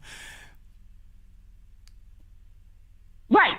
But what I'm also saying is, I think where people are getting confused, there are some women, I want the most expensive car. And then there's women who say, you know what? I just want a nice car. As long as it's dependable, it's reliable. I just want to drive around in a nice car. Okay, but that's real easy to say. That's real easy to say if you don't actually have the option. It's real easy to say, oh, well, of course, I'm perfectly fine with something less. Well, yeah, that's easy to say when you don't realistically have the option of having the other. But if you've realistically got the option of having the other, you actually can have it and you actually can drive off with it. 10 out of 10 times, you're going to drive off with the much nicer one. Yes, I'm going to agree with you on that, because this is going to sound crazy. I hope it doesn't sound too bad at all. But the more, and he doesn't have to, this is not for all women. The more, let's say you drive off with the nicer. I always say, not having an option is not always, not having a choice is not always a choice. So if I can only afford a $30,000 car, that's what I'm going to get, because that's all I can afford if you're speaking realistically. But yes, I do believe that when a man gets you more than what you can afford, or let's say he can't afford it, he gets it for you. Women love when a man is doing for them because she feels validated by him. That's why I don't believe in feminism and all this other garbage that's going on in the world right now, because women, I don't care what she says, I don't care how much money she makes, I don't care what she does, we get our validation when our man is taking care of us. So, yes, will she be happy with a $30,000 car or $50,000 car? Absolutely. No. But she'll feel more validated. I have yet. If he can get her 60. No, ma'am. I have yet to meet a female today in the modern era. Fellas, do y'all know any females today who are happy with a $30,000 car? I'm in my car? 50s. Okay. You have to remember that. Ma'am, I'm not 23, 24. You're still alive. You're still alive. Fellas, show of hands in the chat room. If you all think that the average female is happy with a $30,000 car, give me the thumbs up emoji. If you say that they are not, give me the red X emoji. If you think that fellas, if you, in your experience, believe that the average female today is happy with a $30,000 car, give me the thumbs up emoji. But if you say that, Jason, these females today, a $30,000 car, they looking at you like you brought them hand-me-downs from Goodwill, give me the red X emoji. I'm not saying that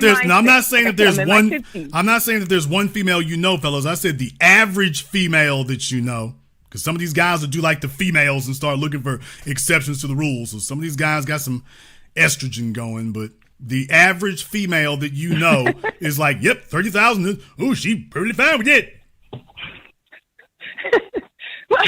Well, I'm just saying that because, like I said, I'm old school. Okay, some of these fellas in here, I'm from the old era. Some of these fellas in here, most of the females they know are size 18 and over, so they got the thumbs up. So I'm like, okay, guys, you need to branch out some more, fellas. Y'all need to branch out some more. And so you need to get around some more, guys. Them size 18s ain't the dot. They ain't thick no more, my nigga. My train of thinking, I'm quite sure you can tell I'm not some 24 or 25-year-old. But no, I think women, when they really truly appreciate their husband or their man or whoever you want to call them, she is going to be happy with. Does she want more? Okay, that's the perfect way to say it. Does she want more? Yes, she does. Thank you. But if she's truly into that man, no, she will be content with what he can offer. And this is the lie right here. I'm so glad you called up so we could hear that out. And that's the lie. Fellas, did you hear what she just said? If the woman really loves you and really is into you, then she'll be fine and accepted. Does she want more? Yes, she does, but she'll settle if she really is, quote, into you. So in other words, what you're saying is that a woman will set aside what she really wants for some intangible, intrinsic value in a man. That if she, quote, loves him enough, then that has a numerical dollar monetary value. That's what you're saying. No. I want you all to think this. Okay, stop. I want you all to think this over for just a few moments of what she's saying so that you understand the logic or lack thereof here. I'm very glad we did this because listen to what she's saying here and what the actual ramifications of it are. What she's saying is that, you know what? I really do want that $176,000 car. That I've been wanting that for years. That's really what, because I feel like that's where I need to be. Folks been looking down on me and they never saw my real value. This is where I really need to be. Folks trying to make me feel bad. I'm tired of being stepped on. This is where I'm supposed to be. And that car is $176,000. But the man that I'm with can only afford $50,000 worth of car. So I've got a choice. I can have somebody who gives me actually what I want, or the man that I'm with, you know what? His $50,000 plus his, quote, love, his love is worth $125,000. That's what you're saying. You're saying that no, that's not what I'm saying. Yes, but understand like, that is what you're saying. But just understand that is what you're saying. But understand that is what you're saying when you say, but if yes, this is what I really want, But if he can't afford it, then if I'm really into him, then his love will compensate for the other $125,000 that he can't actually afford. Well, okay, maybe I said this wrong. What I was trying to get at, you said what you meant. Trying to say, and I could have used the wrong words. No, you didn't. You didn't use the wrong words. You got it right the first time. Somebody can make $50,000 a year. They may be happy making $50,000 a year, but they want to make more than $50,000 a year. And if they get to the point where, you know what, I may not make $50,000 a year, so I'm going to be happy. I'm going to be cool with that. Unless, whatever they're striving for, whatever they do, I don't know. Okay, but do you see the flaw? But do you see the flaw there? Because your argument is that if they don't make this much money, they'll be like, okay, I'm cool there. Here's the problem. The female doesn't see that as her problem. She sees that as his shortcoming. There's where the whole problem is. Not all women. The inability to pay that. I see it as the inability to pay that shortfall that comes up. She doesn't see that as a failure of hers. She sees that as a failure of his. So she's okay if she can't make more than $50,000, but she is not gonna tolerate if the man can't make more than that. If the man finds the right woman, yes, she will. A real woman is going to stand by her man, no matter how much money he makes. No. No, you're not going to get away with that one. Now, what? Folks, did you hear what she just said? She said, quote, a real woman is going to stand by a man no matter, quote, how much money he makes. That's a distortion, ma'am. That's right. Okay, no, that's not right. What you mean to say is a real woman stands by her man no matter how little money he makes. Because we're talking about things we're talking about things he can't afford. So what you're saying is that all the real women stand by their man no matter how little he makes. That's right. Absolutely. How long you been divorced? It's been a while. It's been like 6 years.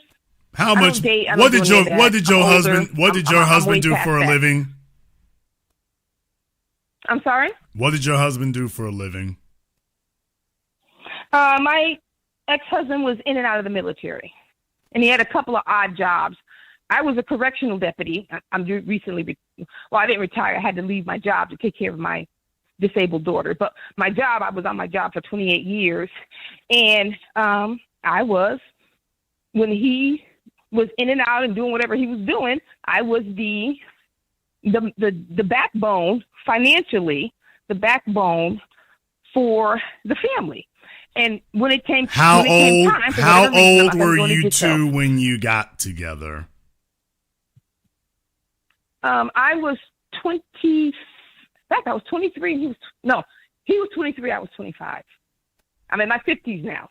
So you were closer to 60 So you were older than him. By 2 years, yeah. So you were older than him. Yes. And what was he doing for a living when you met him in your 20s?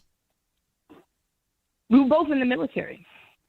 Okay. We were both in the Army. And you said that you and he was in and out of the military.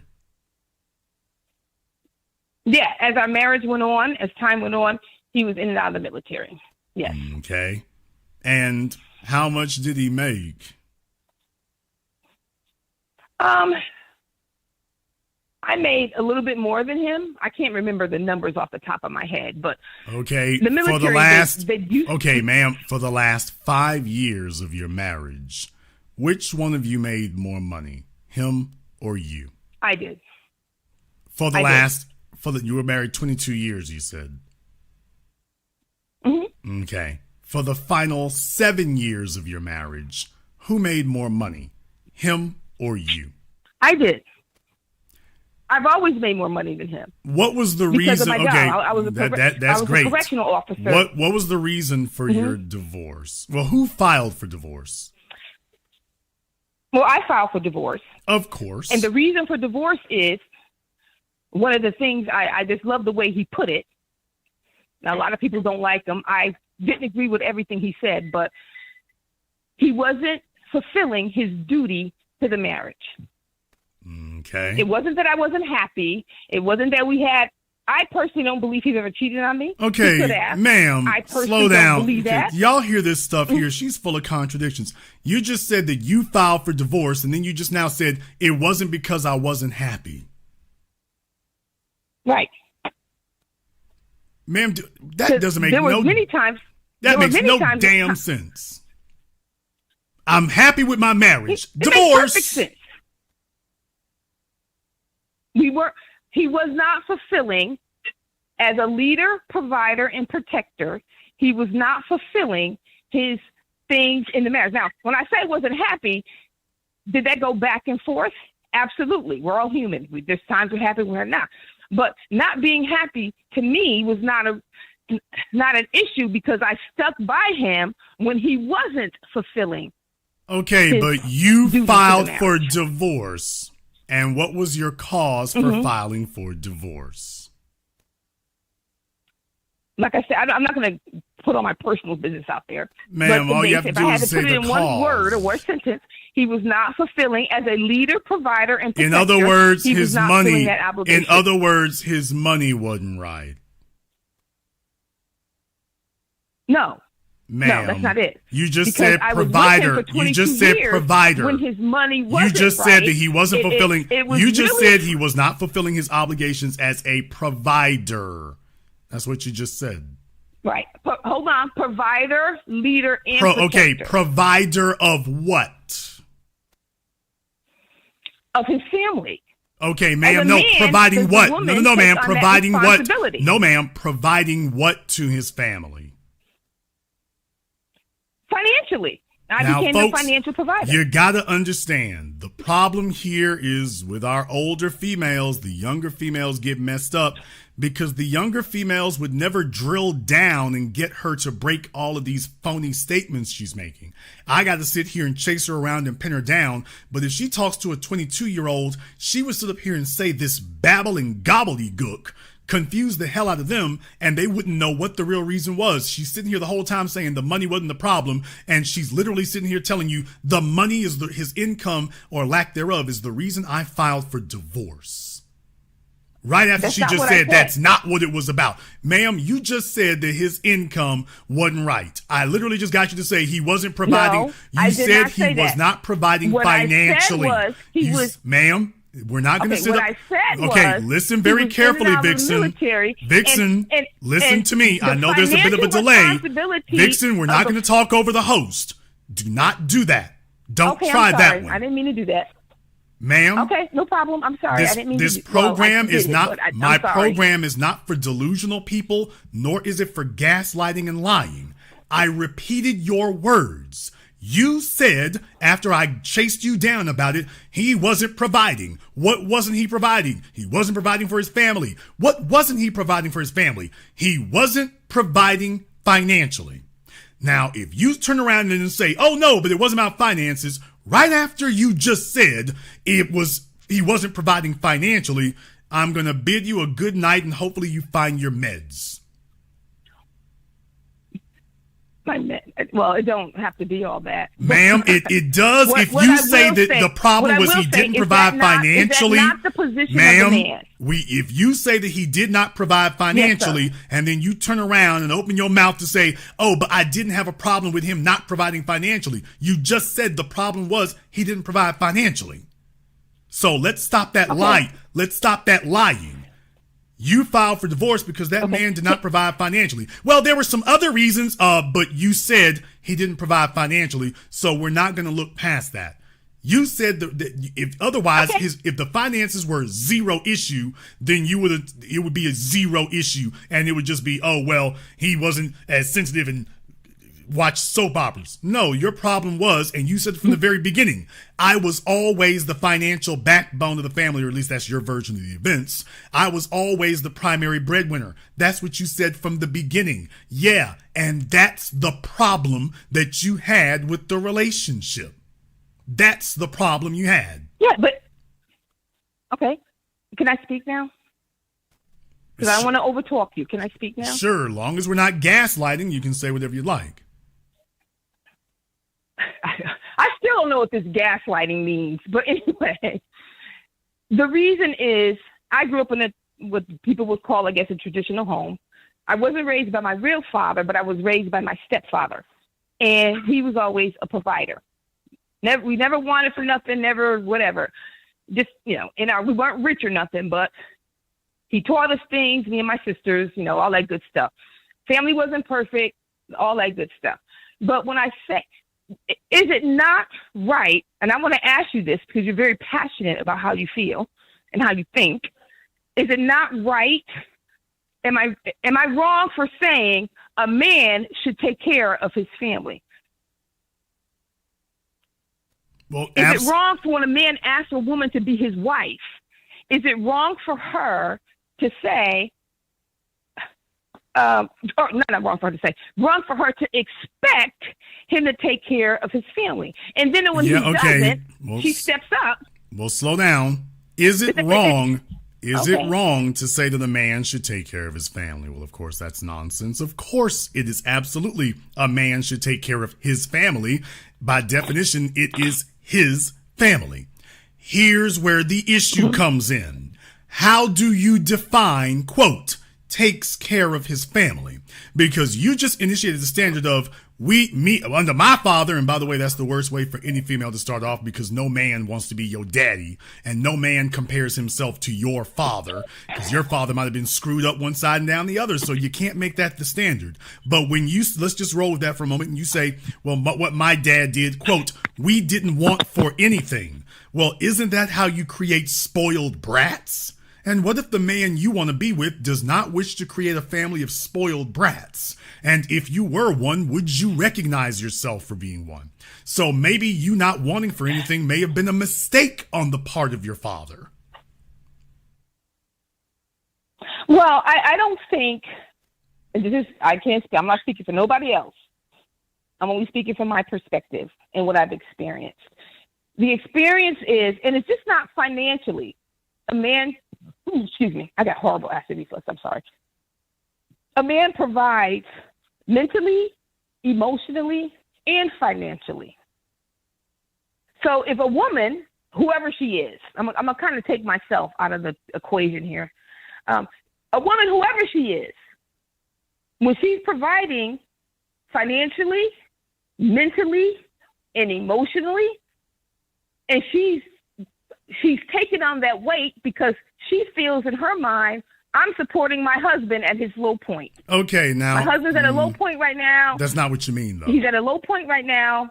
I'm gonna support him. I'm gonna go ahead and take on this whole load by myself. Okay, there's the problem. Pretty much by yourself, whatever the case may be. But there's the problem. That's not what you mean. Until he gets to where he wants to be. No, no, that is not what you all mean. Let's clarify what women mean when they say that. Fellas, there is a certain tipping point where, and after a female is financially obligated, once her man obligates her to pay a certain portion of the family's finances, that's when a woman decides that basically she's, quote, paying it all. Now, for most women, that's anything above 10 to 20%.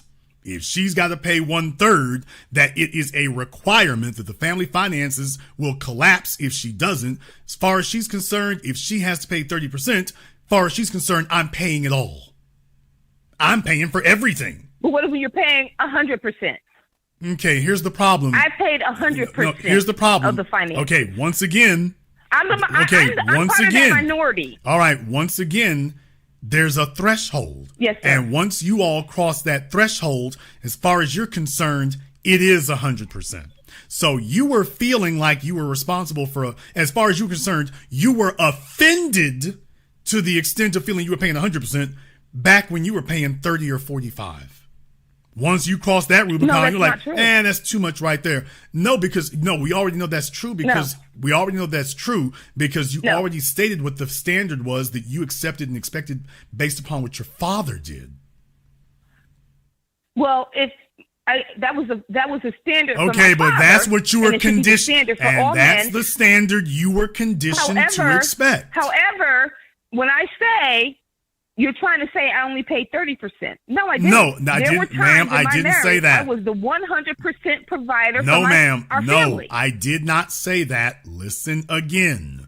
We'll try this one more time. Yes, sir. For every female, Yes, sir. there is a threshold. See, this is why women can't talk to each other, because bad information just gets worse and swirled worse. There is a threshold. If you don't know what threshold means, that's like a line, basically. There is a line that once you cross that amount, it never gets to the 100% to offend you. You were offended back when you had to, once that ratio was 30 or 40%, you were offended then. The fact that it didn't stop until, according to you, it reached 100% is irrelevant. He was in hot water with you when you were paying more than you wanted to. Because when you sit up here and say, but I was paying 100%, see, that's why you need to stop that babbling. Because it's not like you were okay paying 80%, were you?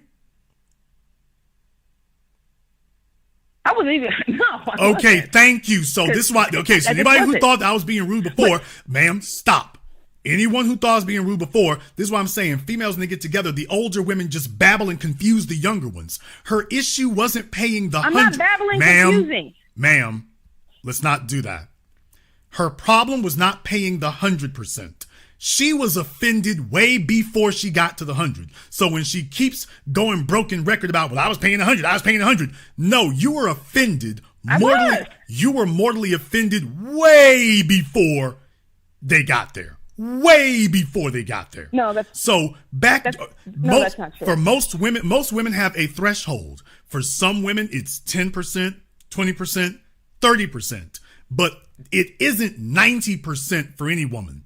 There's no woman who's saying, "Now, damn it, so what I was okay when I was paying 80% of things, but now that you got me paying 90, I ain't happy." What happens when he's not working?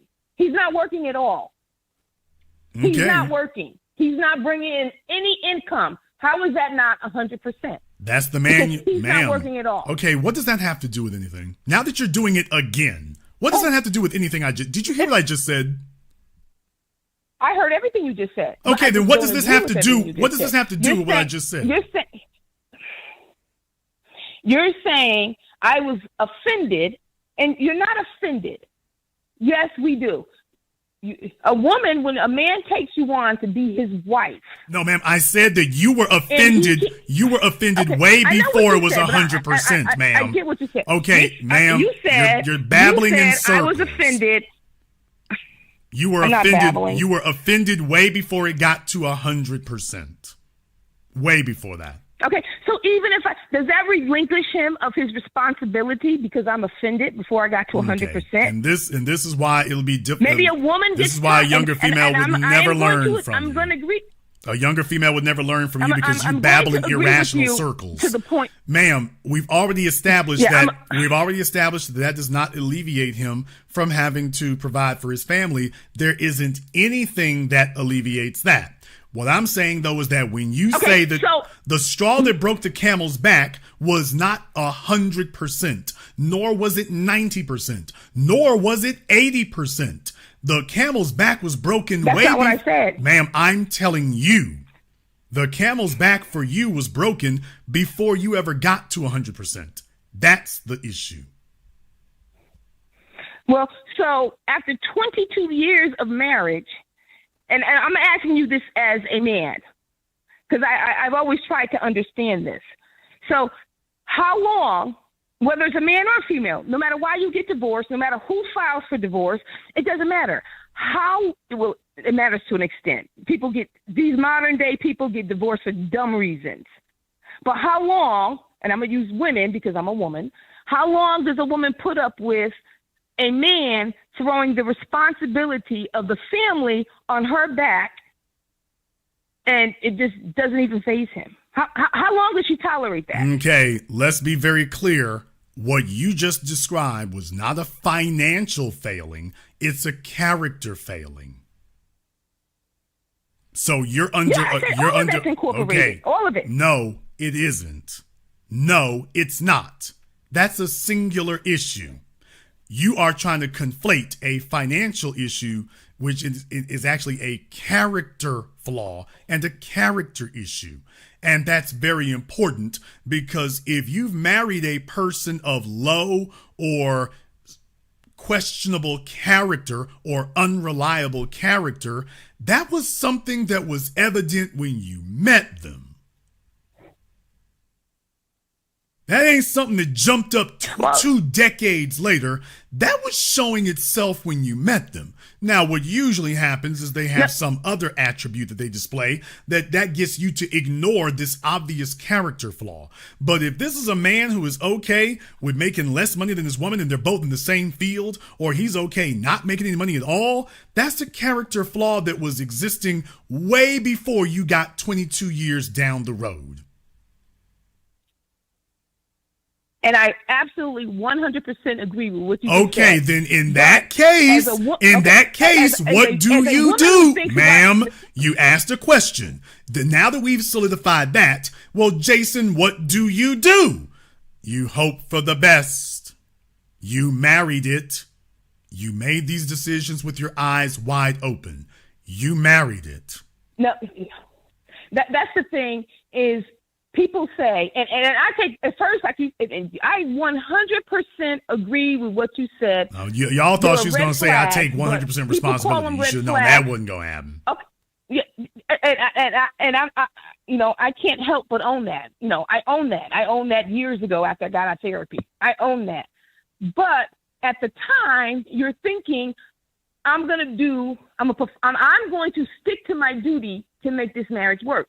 So my spouse, whether you're male or female, which is what you meant, because I'm a female woman, obviously, I'm going to stick with my spouse until you try to stick to death do apart until it becomes too much.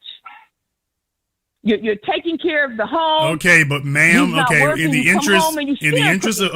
interest of time, ma'am, your issue with your husband was that he did not financially provide at the level that you felt you and your children deserve. Primarily you, but we'll throw the children in there extra.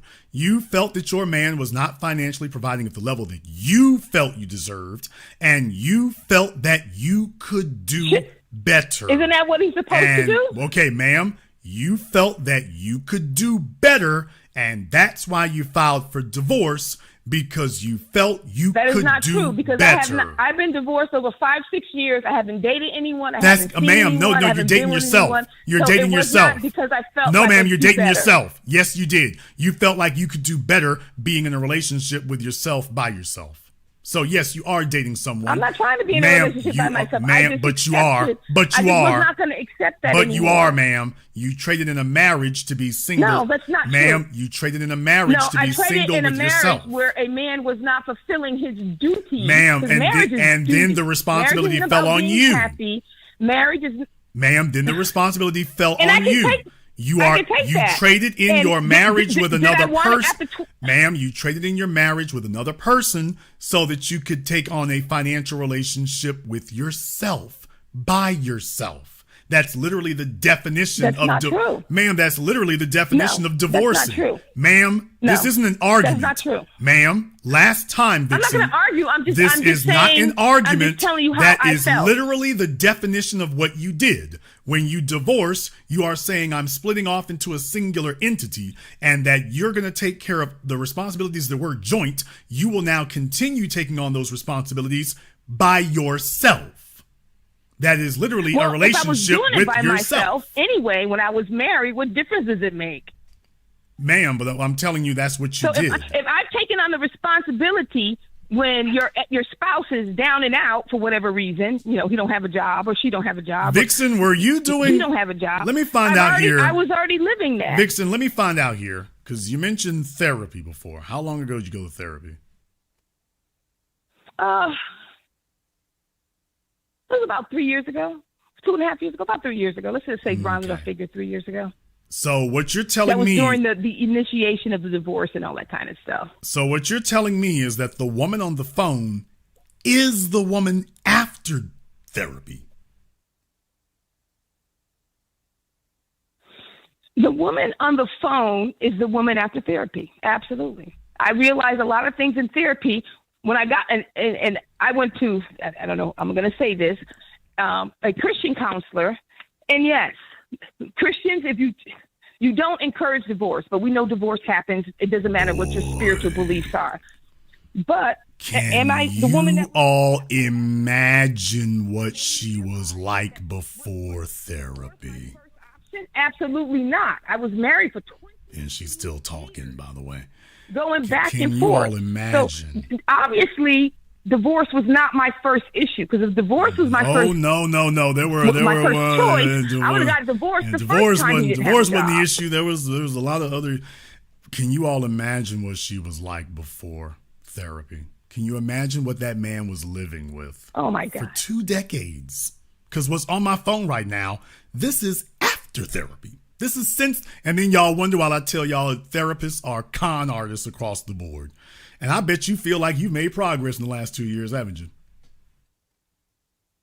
No, what I feel like is that when I called in, because I enjoy listening to your show. That's not the question. That's not a question. I'm saying, do you feel like the last 2 years of therapy have helped you? I haven't been in therapy. I haven't been in therapy for over 3 years. Okay. Do you feel like going to therapy helped you? No, I feel like what therapy did not feel like. I know what therapy did for me. It made me comfortable with my decision because I did not want to be divorced. Was your therapist male or female? Well, I actually had 2. I had 1 male and 1 female. The last one. But that's what, huh? The last one. That's what I think people miss. No. The last therapist. No. The last therapist. Was the last therapist male or female? Male. My first therapist was female. That last therapist. Well, let me back up here. That last therapist. You mentioned something about Christian counseling. Mm-hmm. Was this last therapist actually Was this last therapist actually a licensed clinical psychologist, specialist, therapist? They were actually licensed. Yes. But they were. Yes, they weren't just like people who went to church and they were licensed. Okay. Therapists. They were just Christian, but they were licensed therapists. Yes. Okay. His name wasn't Derek Jackson, was it? Just asking for a friend. Sorry? His name wasn't Derek Jackson by any chance, was it? Or Danae Jackson. Please no. Or Danae Jackson. Just Derek or Danae. Was it? It wasn't any of those names. I'm just checking to make sure that wasn't the case. Because if it was, I'm like, okay. No.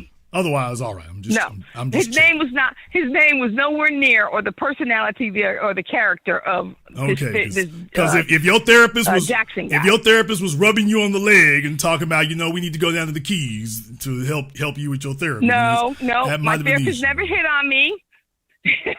He never did any of that. But if hitting on y'all was the worst, and I don't listen to him a lot of time.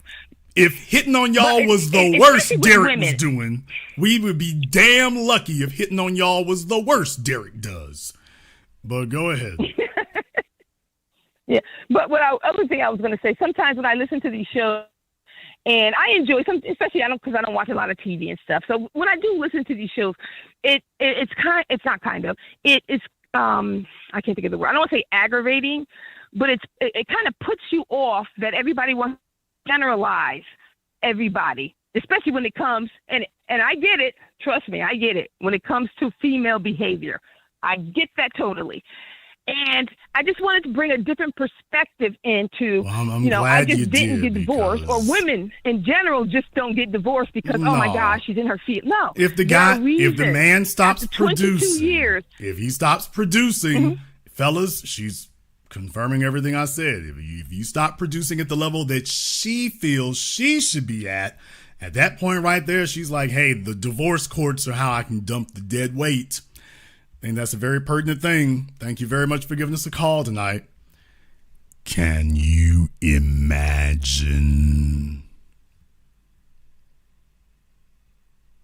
Can you imagine what it was like being locked in a house with her for 2 decades?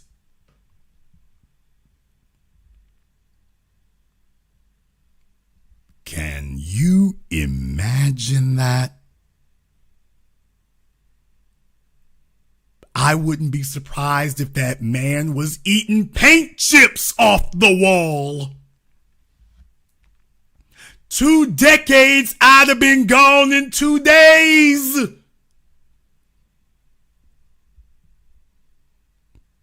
She talking about he was in and out the military. He was probably trying to go on tours of duty. It was like, I'll be damned. Can we get this Gulf War kicked back up again? I got to get out this house. Can you imagine what that was like? You'd have quit your job too.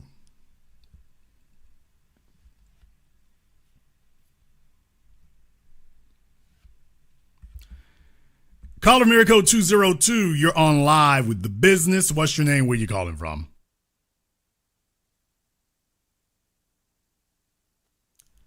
Caller from area code 202. You're on live. Last try.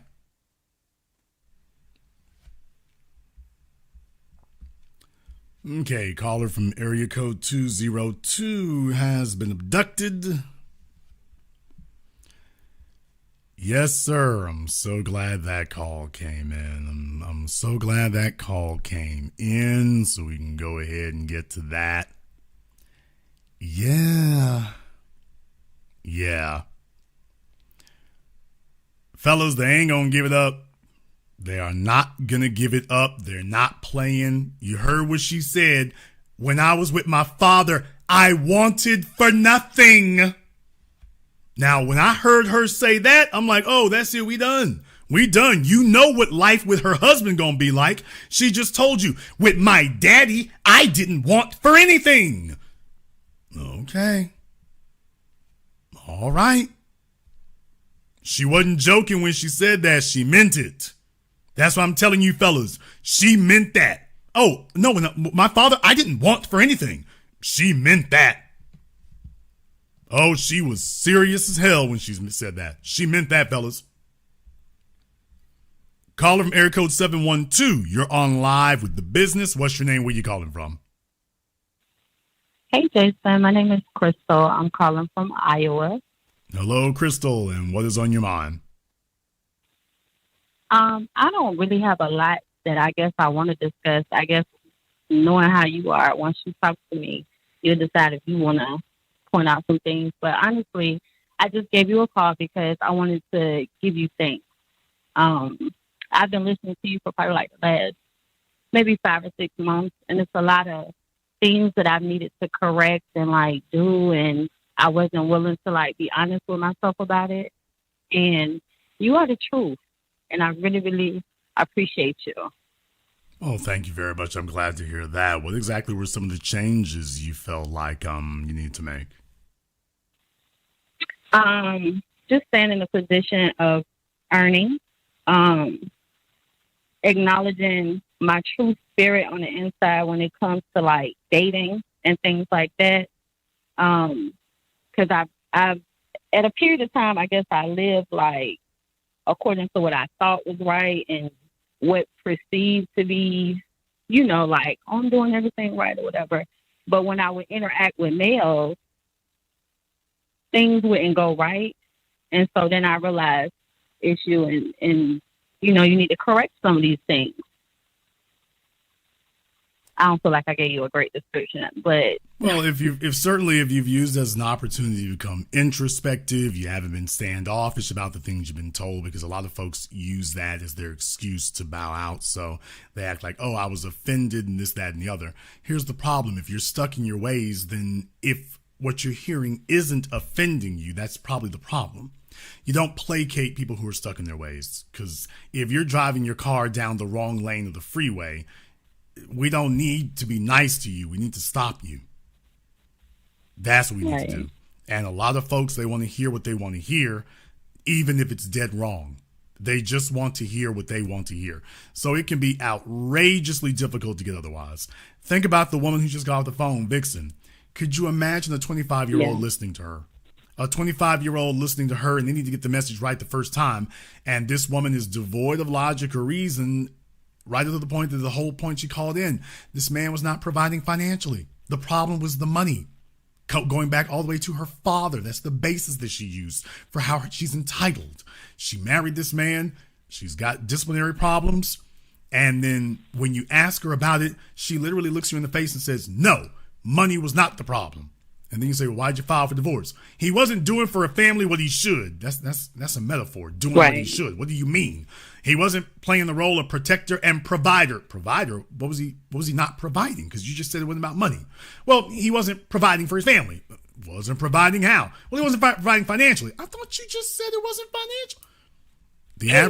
The average female will not give the right interrogatories to shuffle past that nonsense, because I know what the answer is. But if you're just taking her word for it, once she said it wasn't financial, you're following behind that.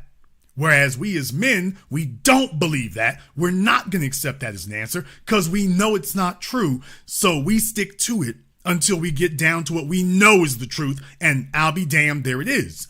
But the average female is just going to walk away deceived, and worse, walk away confused without them telling you the truth. Well, there is nothing wrong with a female having a financial requirement. You can have whatever financial requirement you wish to have. Whether or not you can actually achieve it is a different matter. Whether or not you can actually hold it is a different matter. And what it will cost you, even if you do achieve it, what will it cost you? Well, that may be a different matter still. But you certainly can have whatever requirement you wish to have. I think that it's better for us to know exactly what that is. Because the problem is folk like Vixen cause confusion. If women are literally able to say, this is the dollar amount, and they actually mean that, then we can have an honest conversation. I've said that forever. If the women will give an honest amount and have an honest conversation, we can actually make some progress. But as long as they say lies like, well, a woman should stick by her man no matter how little his income is, and then she tells you, oh, I divorced my husband because his income got too little. Right. And I will say for me, I was married before. So for me, finances was a big thing. And when I walked away from the situation, I just said, well, we grew apart. We're not seeing eye to eye. We just, all of these things. And you use all these metaphors use all these metaphors to avoid saying what you actually mean, because that saying that it was financial isn't very flattering. You know that it attracts questions about you and your character that you may or may not want to answer. Now, I'm not saying that it's necessarily valid that it would invoke questions about your character. I'm not saying that, but it does. It does. Right. So the point is, so let me avoid it from the gate. Yes, what I'm saying is that you all start practicing being deceptive because you are afraid of the social backlash of it, as opposed to saying, this is what I want, so that the sexual marketplace may give you an appraisal. You have no problem doing that with your car. You have no problem doing that with your house. You have no problem doing that for a school. But when it comes to you personally, all of a sudden it's like, no, I only want the answers I want, and even if I have to lie about it. And all it really does is rob you from all the best options. A woman who walks into a situation being deceptive, not telling this man the real reasons that she's there, got him believing something that's not true. Because here's the real thing. I agree. For example, you said that you were not happy with your husband. How much money was he making? Well, he was like in the streets a little bit. He did a little time when he came home because of where we lived at the time. He wasn't in a place where he could really make money because he was in the streets. He was in the streets a little bit. Well, a little bit, ma'am. That's like being a little pregnant. He was in the streets a little bit. Why I just take that back. Fellas, you're absolutely right. Fellas, wouldn't that be nice if we could do that with the females? Wouldn't that be nice if we could do that? Yeah, baby. I mean, I wasn't cheating on you. I was just sleeping with her a little bit. I was just sleeping with her a little bit. Wouldn't it be nice if we could do that, fellas? Well, let me correct. I apologize. Let me correct that because that's just how I speak. And you're right. When a person hear that, that is not factual. You can't be in the streets for a little bit. You either you in there or you not. Period. So you're right. I have to mean what I say what I mean. He was in the streets at a period of time. It was a short period of time from when we had started. He ended up doing time when he came home. Okay, but you're saying that was husband material. Yeah, I was real young when I chose him, and I was misguided a little bit. Ma'am, I was real young, ma'am. We were all real young. He in the streets. That's not a young issue. That's a different issue. Come on now. Well, it was more like I guess, father-daughter issue. I thought like he was a great catch because of my trauma and my brokenness. So yes, okay. I did think he was a great catch at that time. Yeah, because it takes in this environment, you know damn well he's dodging drugs and thugs. He could get himself shot up tonight, and you sitting right there with him. So when you're willing to accept those chances, that's a level of recklessness. That's a level of severe recklessness. And how we do one thing is how we do all things. So that's the reason why females who get in those kind of situations and whatnot, it tends to be very unstable. So it didn't matter who you married, it was going to end the same way. Because if you're willing to take up with this guy under such obviously flawed and reckless circumstances, it's only going to be a matter of time that locking you two together in the same room is going to end the only way it can. That's the way it always ends. You have no choice in the matter. Are you saying that just because he was a person in the streets? Or are you saying that because of me as an individual that no matter who I chose? Both. I'm saying that maybe that went over my head a little bit. I'm saying that you chose someone who is, if a woman chooses a guy who is living a lifestyle that is highly reckless and that could get her whatever amount of trouble he can get into, she can get into too, either this person is criminal or this person is extremely reckless. Oh, I own it. Because in his case, I'm not going to say I'm not going to say that he was criminal. I'm not going to say that he was reckless because he was making deliberate, conscious decisions. So he was the one actually doing the work. But you're choosing out of all the men you could have chosen, you rejected all the others and said that one right there. So what I'm saying is if his primary characteristic is living street life, and you know that comes with an outrageous level of risk, and you said, no, I don't want these other men, I want him, then what you're saying is I want all of those inherent risks. So when a female starts running headlong into hazards, then that's either because she's a fellow criminal, and I don't think you're a criminal, or she is reckless. So in his case, he's criminal, but you're reckless. You put those two together. I agree fully. You put those two together, what it adds up to is probably some tremendously hot sex and some exciting times, but it is ultimately going to end in ruin because it has to. Because you're not going to stop being reckless, and he's not going to stop being criminal. And even if he stops being criminal, you're not going to stop being reckless. Not without some help or an intervention, or if life kicks you in the back of the head hard enough. That's generally what happens. People either run out of courage or run out of time. One or the other. But that's generally what happens. So I feel like since I found you and life had already kind of kicked me in the head backwards, it's time getting my balance now. Wait a minute. Say it again. Your phone's muddling on you. Oh, I'm sorry. Can you hear me a little better now? Okay. What did you say? I said I fully agree, and I would say I had got to a point where that life would kick you in the head backwards. I'm like, yeah, I definitely experienced that. How many kids did you have with him? With him, I had 2. How many did you have with him before you were legally married? None. When I met him, our relationship was what you would probably consider a statutory situation. He was much older than me. I imagine. So, like I say, but by the same token, and I understand that some of you didn't come from the greatest home environments, and I get that. That's not lost on me. I'm not unsympathetic to it, okay? That's not lost on me. I get it. I do. But by the same token, at some point in a person's life, we become adults. Nobody's parents give them everything that they need to deal with the life in the world and every circumstance they're going to meet as advantageously as possible. Nobody gets all they need. Some folks get more, some folks get less, some folks get a lot less.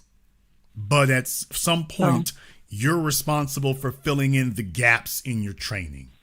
You're responsible for filling in the parts you don't have. The parts that your parents didn't give you, you're responsible for figuring it out to your best advantage and in your best interest. That's for every human being. All of us have to deal with that to greater or lesser degrees, but all of us do. So once you become an adult, at that point, the question did you recognize this was in your best interest? The question is, do you recognize what you're doing? And once we get to a point where it's like, yes, I'm cognizant of what I'm doing because my home life environment prepared me to ride these roads. Okay, well, you'd probably be better on some other roads. Well, I wouldn't condition for those. You might want to slow down and get ready for them. Let me run these streets. And like I say, at that point, what's going to happen next is going to be what happens next. So while I am sympathetic to your home environment and everything that happened there, and that's not lost on me, that doesn't alleviate you from the fact that you're cognizant and understood. Well, I was young. Yes, but there's a difference between young and does not understand. There's a difference between those two things. Because there are a lot of folk who grow up with screwed up mamas and dads and can't stand their mothers and their fathers because they're messed up. Because of some of the things they were doing or had them doing. There's a whole bunch of folk who grow up in that environment and it's like, yeah, screw mom and dad. Because I see how messed up they are. It doesn't become, well, mom and dad did this. This is family business and this is family culture. Everybody doesn't do that. That's very true. After my childhood, me and my father actually have bonded very, very closely. But like you said, me and my mom, we are estranged.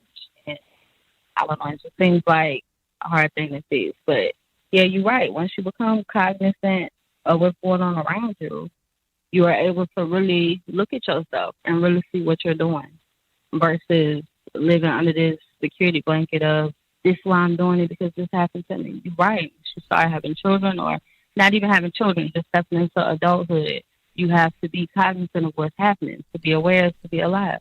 I don't normally advise people to break up their relationships because I'll never tell anybody to break up with somebody or divorce somebody because I ain't coming to snuggle up with you. Now, unless somebody's doing something to children. Now, if that's happening, you better get away from them. If that's not happening, it's like Jason, she chasing me around the house with a butcher knife. Oh, you might want to move. I'm not going to tell you to divorce her or break up. I'm not going to suggest that. If you do, that's on you. Well, Jason, what do you suggest? You might want to move to a house across the street. Maybe y'all need to start sleeping in different apartments. But I'm not going to tell you to break up with her because I'm not coming to snuggle up with you. But for family members, that's a different matter. I would gladly tell you to go tell your parents go to hell or your brothers or your sisters whether. Now, I would gladly tell you that because there's a bunch of y'all need to get the hell away from them folk. I didn't grow up with a family where people did drugs. I didn't. I'm as straight-laced as you can possibly name. But do you hear the veracity in my voice when somebody talks about doing that garbage around their kids? Because I know what it's like to be in an environment where you did not have that. So I am extra sensitive to that because I know what it's like to be in an environment where seeing a beer in a refrigerator, to me, is like seeing a dead rat in a refrigerator. That's, for me, seeing alcoholic beverages in a refrigerator, I'm like, you might as well put motor oil or urine in there. I'm like, what is this doing? To me, it's a foreign object. So when I hear about what's happened to you all, I see it as demonic. I see it for what it is. It's not lost on me at all. And at this point right now, if your mother was a major factor in that, I think it's best to send her on her damn way because the only thing that she could do with the grandkids is start the process all over. If she has not demonstrated that she's got anything redeemable to add to the gene pool, then she needs to be quarantined from it. Now, and maybe your father needs to get his ticket too. Who knows? But my point is, no, I don't begrudge you that at all. For those of you who had those upbringings and things, and you had that kind of garbage going on, and mama was a victim of a little whorehouse, and all she did was pass it down, and you've had enough sense not to do so, yeah, she needs to be inoculated from the gene pool. She sure does. The world has enough damn problems.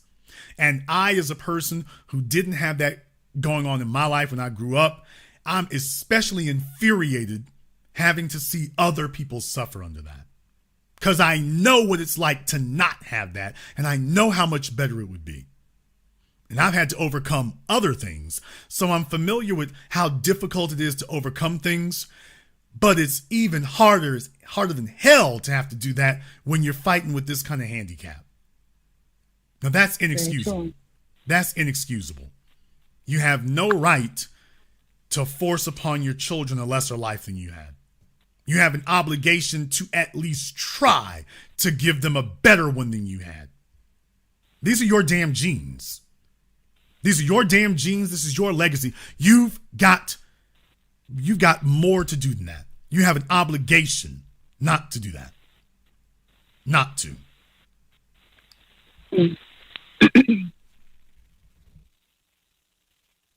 Thank you so much.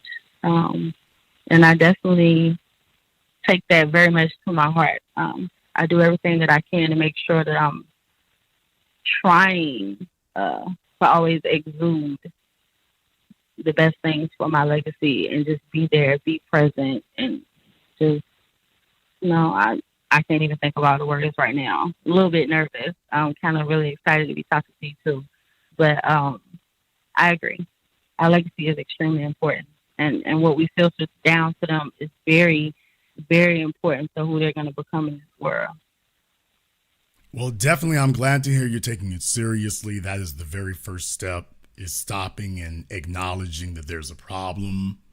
And it can be that's, as Malcolm X said, that's the most difficult thing in the world, is to find out what is in you and to accept what is in you and what you know of yourself. That's the hardest thing in the world, because there's not a roadmap for it. You don't know how far is too far. Especially if you're grown up, you can't be re-raised. You can't be raised all over again by some folks who knew what the hell they were doing. You kind of got to knock around and find out for yourself what the proper boundaries are. There's nothing wrong with great sex. There's nothing wrong with excitement. There's nothing wrong with exploring things. There's everything wrong with doing it recklessly. There's everything wrong with that. There's a reason why drug dealers, criminals, and whatnot, and STDs go hand in hand. There's a reason why those environments are breeding grounds of overdoses and STDs. Overdoses, STDs, and gunshots. Nobody's got proper boundaries. So they're taking all the things that we ordinarily like, and then they're taking them to reckless extremes. And if you don't have proper boundaries and proper guidelines, it becomes very, very easy to get in very big trouble. I'm very glad that your ex-husband didn't get himself killed, or at least I'm hoping he didn't. But in the meantime, was he going to jail after you got pregnant? Just to take a step back for a second, he is deceased. He's been deceased within the last 2 years. And after we split up, he went back to the streets, and that was the demise of his. And when he did time, slow down. I was pregnant. Slow down. Well, slow down. I'm sorry. After you said you got pregnant after y'all got married. After you became a mother, did he get incarcerated again? No, I didn't say that. I apologize. If that's what I said, I got tongue tied. I did not mean that.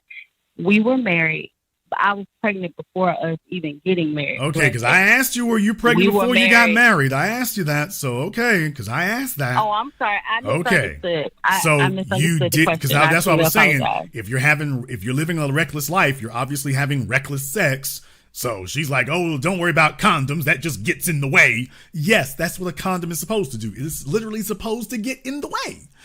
But be that as it may, yeah, we're having reckless sex. We're exposing ourselves to unlimited liability and unlimited exposure to risk, primarily the risk of being attached to this irresponsible gentleman for the rest of our lives, and hoping that let me just... Well, slow down. I'm hosting my program. hoping that he doesn't take so some sorry. sort of reckless risk on his own that comes to your doorstep. Because if you're just hoping that he is competent enough that when he's out there in the streets doing what he do, that he's competent enough that it doesn't follow him back home. Because if it does, they want to deal with you, or they want to deal with him and any witnesses. So you're just hoping and praying and crossing your fingers that he's competent enough to be able to live this reckless life in a manner that doesn't become deadly to you. And that's a lot of if and a lot of risk. And now we're having unprotected sex with him and, oh, well, don't worry, we can have kids and stuff because we are just so Bonnie and Clyde on each other. And now the kids are here. And after the kids were born, did he go to prison after that? Yes, my first child, after my son was born. How what long? I was going to say, if this is he did 4.5 years. Hell of a way to start fatherhood. I agree. Can I just interject this real quick? The only reason I'm just so pressed to say this is because I truly value what information you give me. I just want to make sure I say the facts plain. So when you're giving me how you feel about it, it's, based off of you knowing everything. We were engaged and I got pregnant. Irrelevant. We got married. While I was pregnant, just before my son was born. And after we got married, within 5 months is when he ended up going to do the 4.5 years. And we had already been together like maybe 2 years. Another chick on her, another chick on her way to single motherhood. And y'all think a shotgun wedding is going to fix everything, and it doesn't. Eventually, it ends up going wherever it's going to go. They try to hang in there as long as they can, but it's going to end up going the way it goes anyway because your motives for doing it were wrong. A family doesn't start with a pregnant broad and some dude. A family starts with a competent man and a competent woman who have made a bond to each other that isn't dependent on anything else. You start adding stress factors to it, and now you're making decisions under duress. Decisions that you otherwise may not have made. In your case, well, I don't want to have a bastard kid. Problem, you're right to not want to have a bastard child, but the problem here isn't having a legitimate child. The problem is having a child with this guy. Doesn't matter if you two have been married for 10 years. This guy is not father material. He's not father material.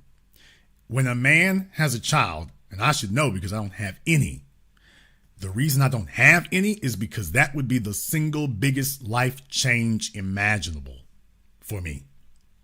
For any man. Your life as you knew it stops. I've spent my life, as adventuring and entrepreneuring and finance building. That's what I've spent the last four decades of my life doing. For the most part, 4 decades. It's going on 4 decades of it. And that's the primary characteristic that's defined my life. I've poured my everything into it. Every waking moment. I poured my everything into it. If I have a child, that is immediately going to stop. That doesn't mean that I stop being a business owner or an entrepreneur, but that now comes second. It can't come first anymore. This comes second. I learned this with my brothers when they started having kids. I was like, this Negro's a wet blanket now. He ain't no fun to hang out with. No, he's not. He's a father now. He's not. He's not. He's not so much fun to hang out with. I'm talking about all my brothers, but when I say he, I'm referring to all of them, but it doesn't matter which he. Just like, every time they have him, like, you're no fun anymore. Well, no, he's not. No. He's got to wear Similac and garbage bags and bulk orders from Costco and all this stuff. Man, look here, Negro, you ain't got nobody to feed. You ain't got nothing to do on Saturday night but talk to them people. I got a family. And it's true. Once they start going to school, and that's a wrap. It's like, you ain't the same person. No, he's not. He's a different guy now. Y'all are, He's not like you anymore. It's not just him anymore. Used to be you could call him at 2 in the afternoon, 2 in the morning. You better not call him now at 2 in the morning unless something's on fire. Literally. But that's right. What it is now. Because like I say, with me, you can call me at 2 in the afternoon, 2 in the morning. My mods will tell you, 2 in the afternoon, 2 in the morning, you call me, I'm answering. Well, I mean, I can do that. But for the rest of you, you got kids, you can't really do that. Right. And being a parent's a wonderful thing. It's a wonderful thing. I used to think they were crazy. They said, kids really calm you down. I'm like, this nigga is crazy. When he first told me that, he said, kids actually calm you down. I'm like, this nigga's lost his mind. What happened to you? But like I say, I mean, I can see what he means. I don't necessarily agree with it 100%, but I see what he means now. And what I'm saying is it makes you a different person. You're a different person now. You are looking at a reproduction, which is why we call it reproducing. You're looking at a reproduction of yourself. That is a miniature copy of you. And the risks that you used to take and the things you used to do, you're now responsible to something greater than yourself. You can't take those risks anymore. You can't do that anymore. I've sat here and watched family members and friends tell me the same damn thing over the last 20, 30 years.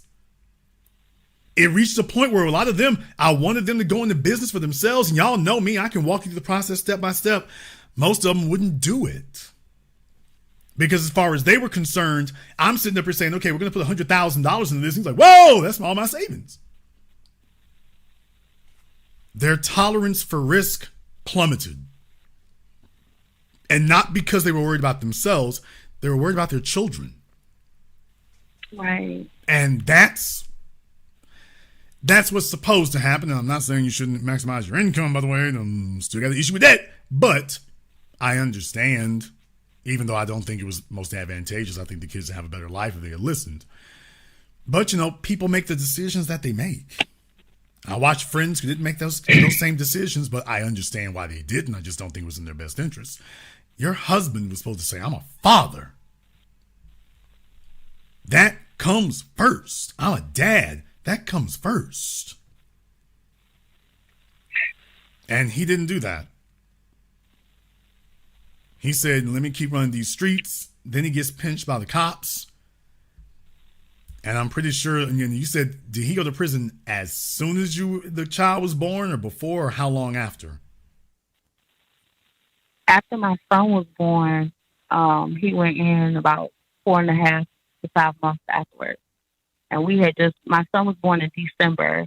We got married in October. And by June, he was already gone. Okay, he was gone for 4 or 5 months? He left about 4 or 5 months after our son was born. And I was just saying, no, okay, stop. No, stop. You said he left. Oh, what do you mean? No, what do you mean he left? What do you mean by he left? Was he arrested or did he get up and abandon you? What are you talking about he left? He went to prison. He left. Okay, ma'am. He went up the road. Okay, ma'am, he was arrested. He didn't leave. He's still there. He's just locked behind. He was arrested, ma'am. He was arrested and incarcerated. How long was he incarcerated? He was incarcerated for 4.5 years. Thank you. And I know 4 or 5 months. He was incarcerated for 4 or 5 years. So the most important formative years of a child's life, he was not there. No. The age, because as you all know, if you know linguistics and whatnot, it's easier for a child to say dad than mama. Simply because of the phonetics of it.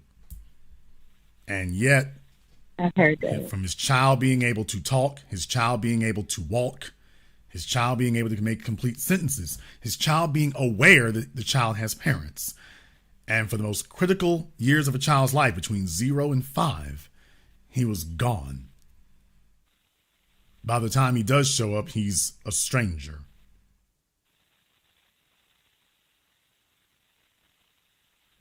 That's the first thing. You had a second child, correct? Yes, we had a daughter. Did he do another prison stint after she was born? No, he did not. Okay. And you said that a couple of years ago he is now deceased. Did he die of a heart attack or COVID? Street violence. Oh, lead poisoning. No, I said street violence. Yes, ma'am. Lead poisoning. Oh, yes. Dang, I like the way you put that, Jason. Yes, it absolutely was lead poison, heavy lead poison. Shout out Billy Crystal running scared, but or was Gregory Hines running scared? But Gregory Hines running scared, but yeah, lead poisoning. So yeah, like I say, definitely. I mean, that's what I'm talking about. That's how it ended for him. Here's the issue: that very easily could have been you sitting next to him. It happens to dudes, chicks all the time in that life. She's sitting there in the car with him, and them fellas like, oh, there that nigga is now, busting you. And we gonna get him right here. And don't worry about making it home. We gonna get y'all right here at this next light. We've been waiting to catch up with him for a minute.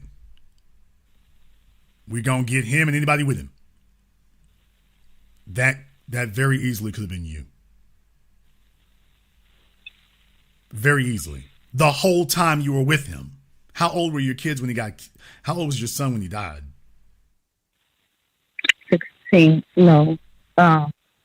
He turned 16 right after. So no, for the previous 15. Yeah, he turned 16 after. So for the previous 16 years from when you were pregnant to when the man got killed, for that whole 16-year stretch, that could have been you.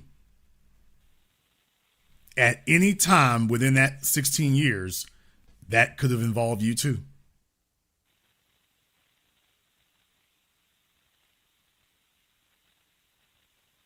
So what I'm saying is that in your case, yeah, that is reckless.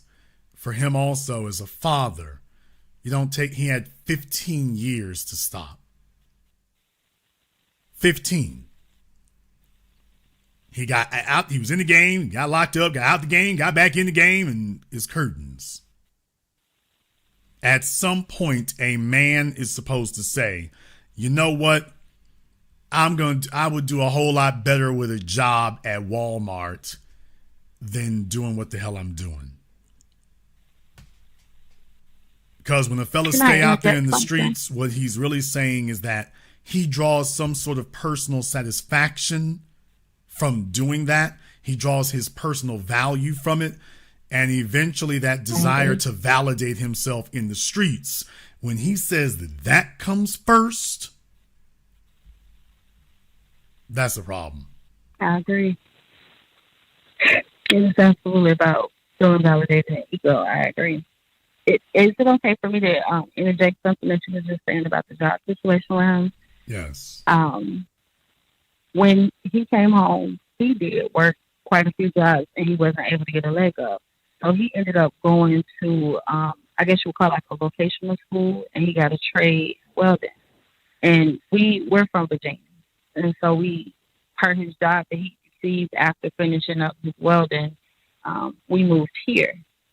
And he was working here for a while, but he was always like an underdog because he worked with people that had been welding for like 20 years, 30, like they had unions. They were very, pretty much like furniture for the company. So he had to really work hard and work his way up. And that didn't, you hear about welders making so much money. That didn't take off for him a particular way. So when we ended up divorcing, he went back to the streets. I just wanted to throw in that he did try to work a little bit. But that's not to deny or, try not to acknowledge anything. Here's the thing. Because he got out. Here's the thing, okay? So that's right. Here's the thing. I hear what you're saying, ma'am.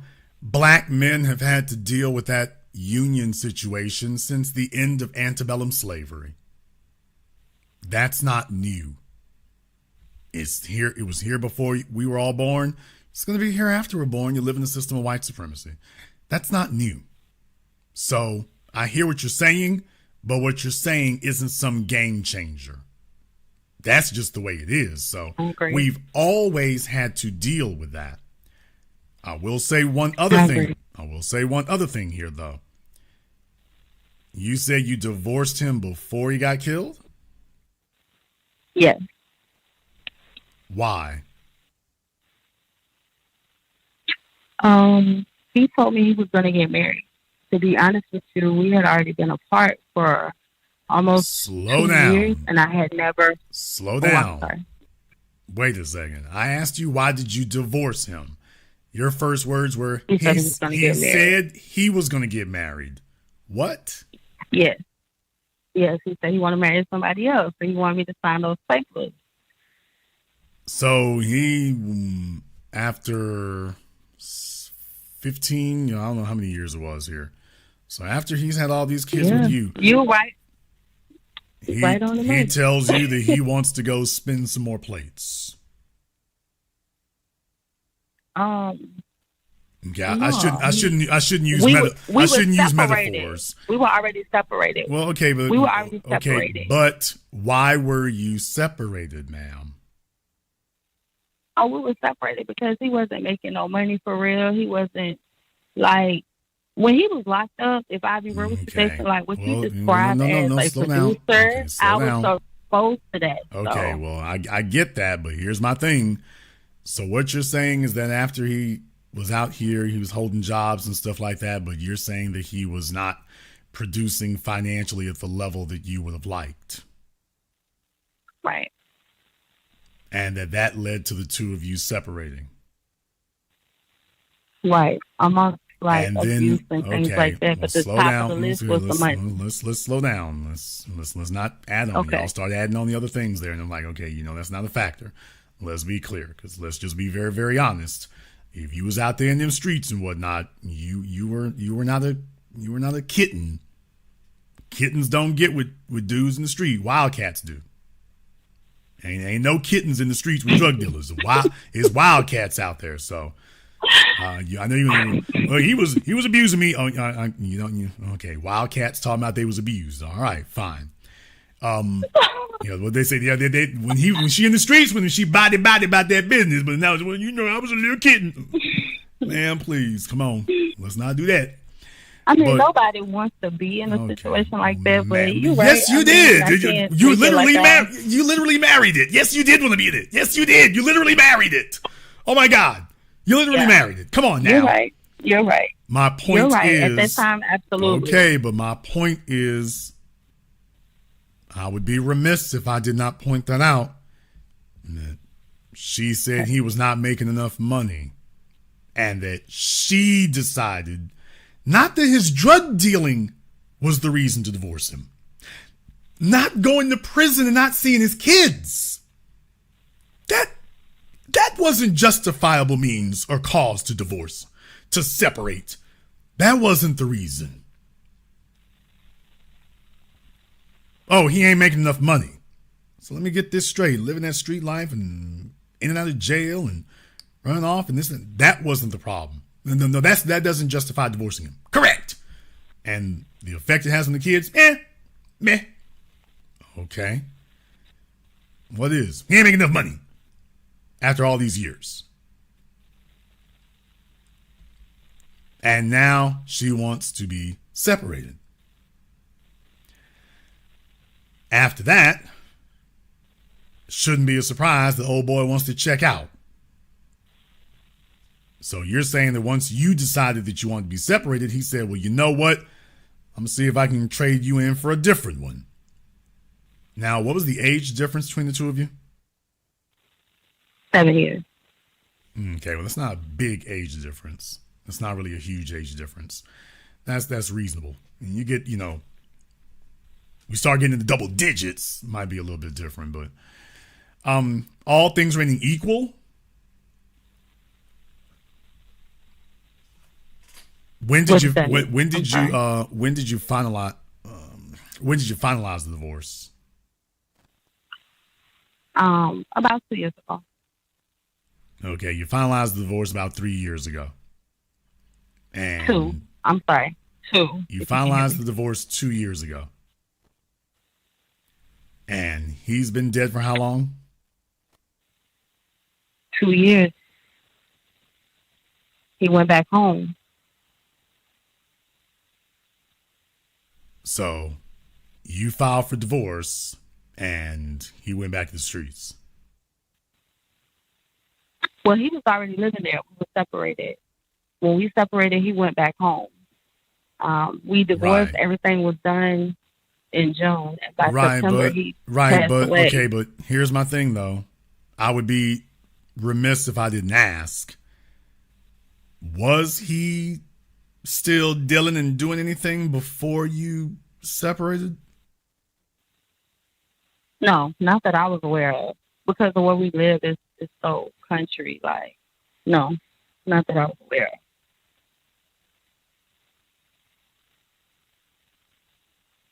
So that happened after you wanted to get separated. Him going back into the streets, yes. When he moved back home, yes, that's exactly what he did. He went back to the streets. So, according to you, you separated from him because he wasn't making enough money. And then right after that, he decides he can make more money in the streets. Yeah, he said when he went back home because of his felony, he wasn't having work options. That's why we ended up moving here, because of his felony. They would accept him, but he just wasn't moving up in the company. He wasn't growing.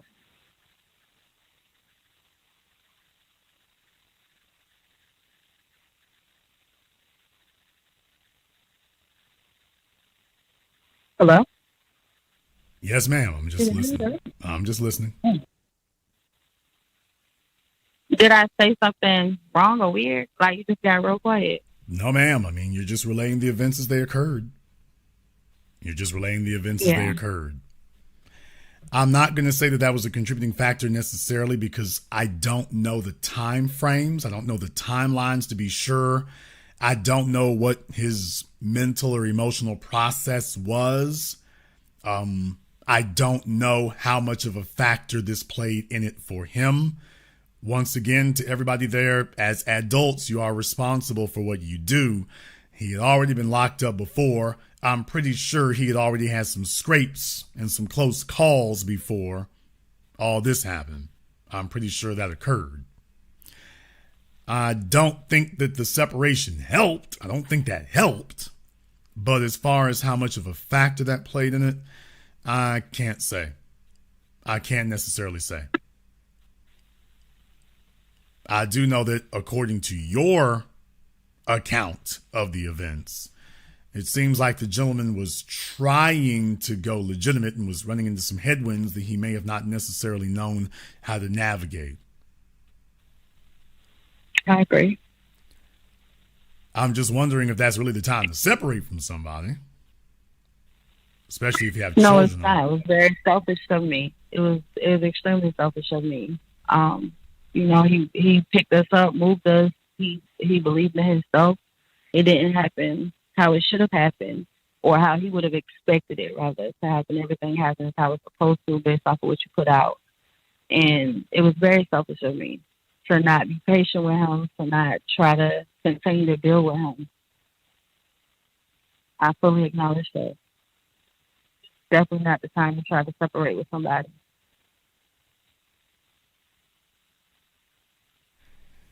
Well, like I say, definitely, I'm choosing my words carefully, everyone, because this is I consider this to be a sensitive, pertinent matter. But certainly, I hope this is a lesson for other people in that regard. You know, when folks feel pressured, they may feel inclined to take more risks. They may feel inclined to take more risks. And life is short. Life is short, and if we allow ourselves to be selfish individuals, just remember we attract to ourselves people like ourselves. If y'all want to know the real reason why I give people so much time on the phone and I talk to them at length and things like that when this kind of thing comes up, is because I hope that's generosity, and I hope that's the kind of world I'm creating, is a world of more generous people. But selfishness never turns out well. It never turns out well, because it can't. It makes them a vampire of other people, and then eventually they run out of people to vampire on. They run out of that. Next thing you know, you start seeing the artifacts of that show up in your kids. If they've been selfish with the kids and they may not even recognize they are, but the kids are like, yeah. So definitely, I'm not sure exactly how much of a factor that played in it. I'm certain it played a factor based on the way you're relaying the events to me. I'm just taking your word for it. You might not be remembering it correctly, but based on the way in which you're relaying the events, definitely I don't think it was a helpful factor at all. He is certainly responsible for his decisions. Men get divorced every day and don't say, let me go back to the streets. Because to anybody here who may wish to lay the blame on her, and certainly, technically speaking, I suppose morally, there is a bit of responsibility there. But I'll return to you one more time. This man is a father first. And he has a responsibility to his children. And if the woman that he is with is unworthy of his sacrifices, that does not excuse him from his responsibilities to his children. Those are two separate sets of responsibilities. If this broad don't never come back,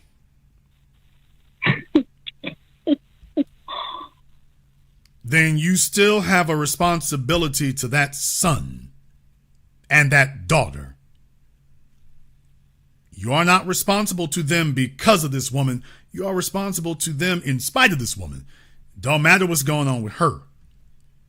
Well, she say I ain't making enough money. Well, then you know what? If she want to bounce out, let Interstate 20 wrap your ass. But my responsibility is to my children. And that's the perspective that a man needs to have. Women, I like I say, it's for fellas today. Like I say, if you want to get married, that's a wonderful thing. You got to make sure the chick you with is solid. He wasn't living solid like that. I understand. But the bottom line is, no matter what, no, I didn't think it was funny either, but no matter what, he's got a responsibility. Oh, did I laugh when you was he's got a responsibility. Let the interstate wrap your ass? Say less. I'm sorry. I thought that was funny. I'm sure you did. I'm sure you did. But understand something, and I thank you for having candor and being candid. So I definitely thank you for that. But please understand, it's not a laughing matter. And the reason why it isn't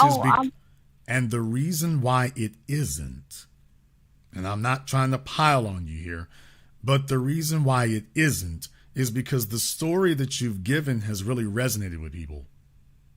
That it seems like you finally have a fellow here who was trying to do the right thing, but he didn't have the right woman.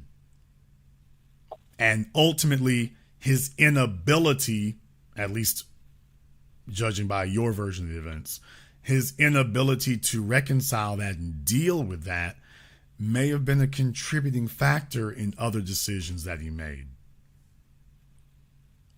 That's the issue. But I agree with you on that. But it's not about agreeing. I agree with you on that. It's not about agreeing with us here. I'm saying, like, I don't find this to be a laughing matter. I'm agreeing with you on that. I laughed at a particular thing, but I recognize the severity of this. I'm living it. And telling her that if she gets butt burns getting drugged down Interstate 20, it's an outrageous statement.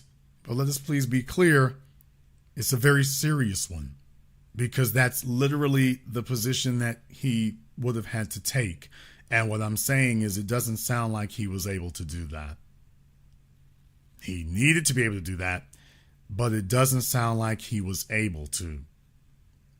Your objection about his income apparently resonated with him far more than you gave it credit for at the time. And I give everyone credit and leeway and opportunity to learn and to grow as a person. But what I do not like is the fact that we've created a society that says that women are allowed to be ruthless with the men. Now, I do not like a society that says that, because what I'm saying is that you whispered something before, and I'm very glad that you did that, because I want this to be a teaching moment. Okay? This is a teaching moment. When you say that this man was abusive to you, now that's what you said. You said that among other things, he was being abusive. Got it. I heard that. This man was married to a woman who filed for separation because he didn't make enough money.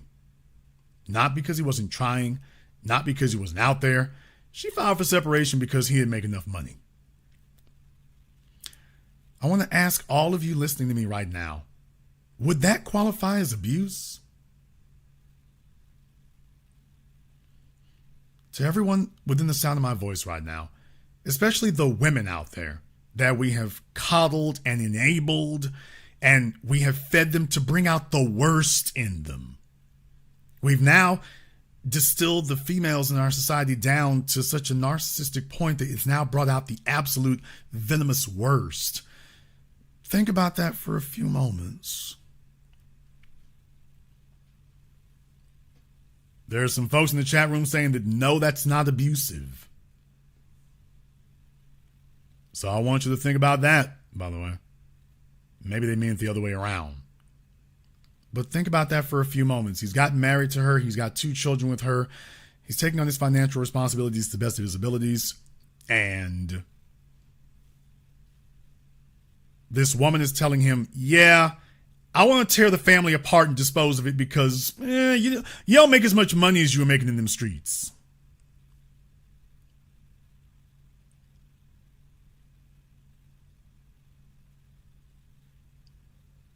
Is that abusive?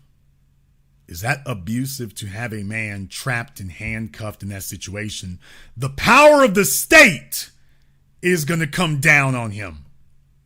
He's already been through the meat grinder with that, with the prisons and whatnot. He sees what the state can do. Now, under his own roof, the woman that he married and had children with, she is now telling him that she is going to bring the power of the state in his home.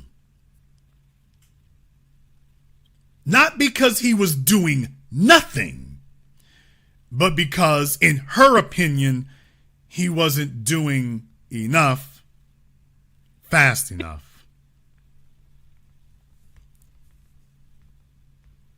There are some fellas in here talking about that's not abusive.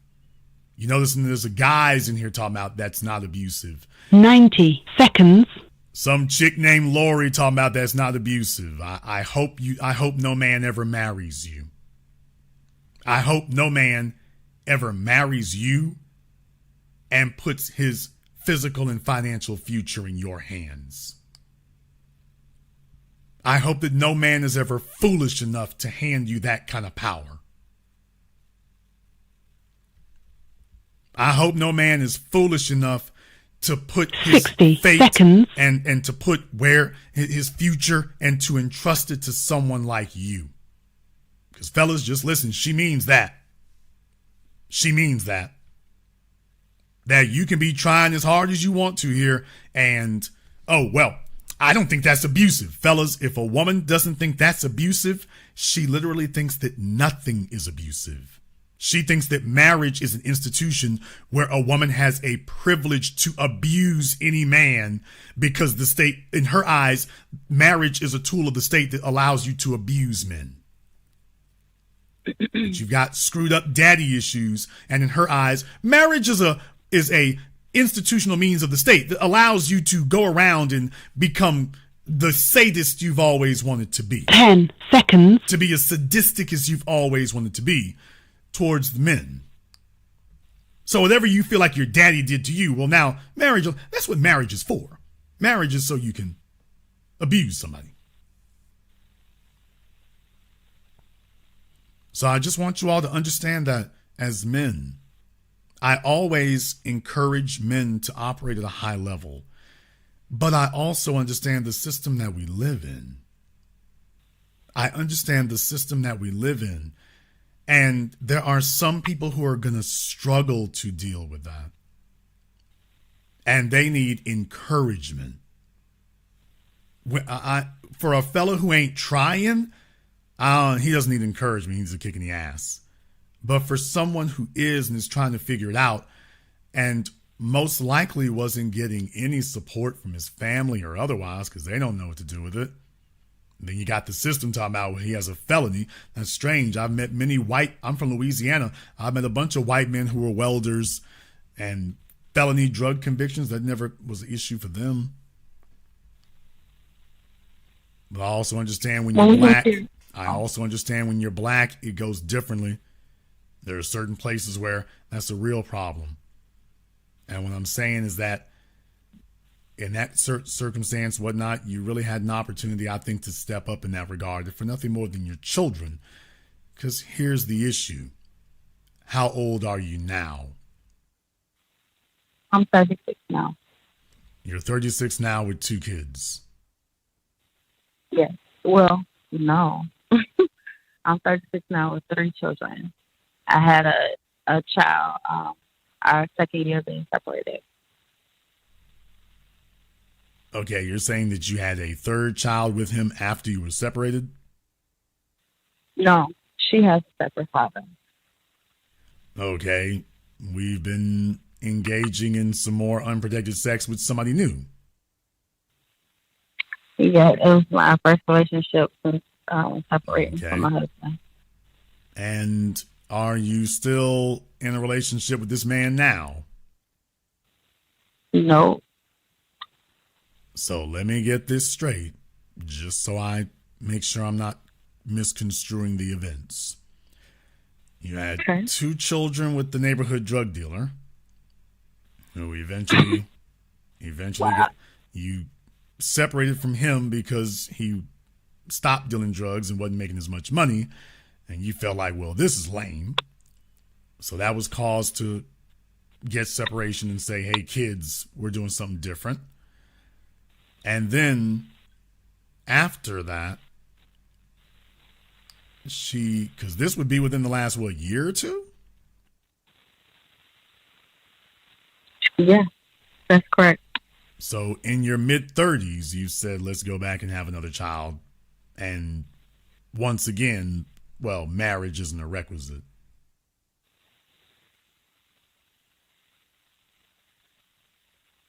That marriage is not required. Is that correct? I was just kind of reflecting on that. It's not that marriage isn't required, but I'm not requiring it. I'm not even looking for it right now. Clearly, marriage is not required. Clearly, it isn't. Okay, it's not required then. I mean, clearly it's not, because if it were, you'd be married and at least the man would have made a commitment to you before there's some form of duress or something else involved. So very clearly, you don't require a man to marry you. And what I'm saying is, by the way, think about the example that this sets for your children, for your son. I agree. For your son in particular. Think about what this teaches your son. That it is okay, because he's going to look for a woman like his mother, because this is what he's grown up around. So this isn't shocking for him anymore. He's going to grow up. He's now grown up thinking that getting chicks pregnant is what you do. Hell, I watched my mama get pregnant after I was 18. So she was doing it while he was growing up and didn't stop.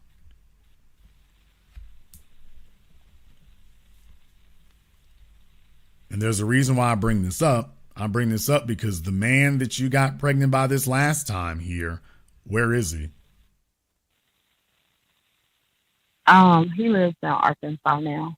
He was living here, but he moved back to Arkansas. Okay, and remind us again where here is. I live in Iowa now. I'm from Virginia. I moved to Iowa. You are a long ways away from Arkansas.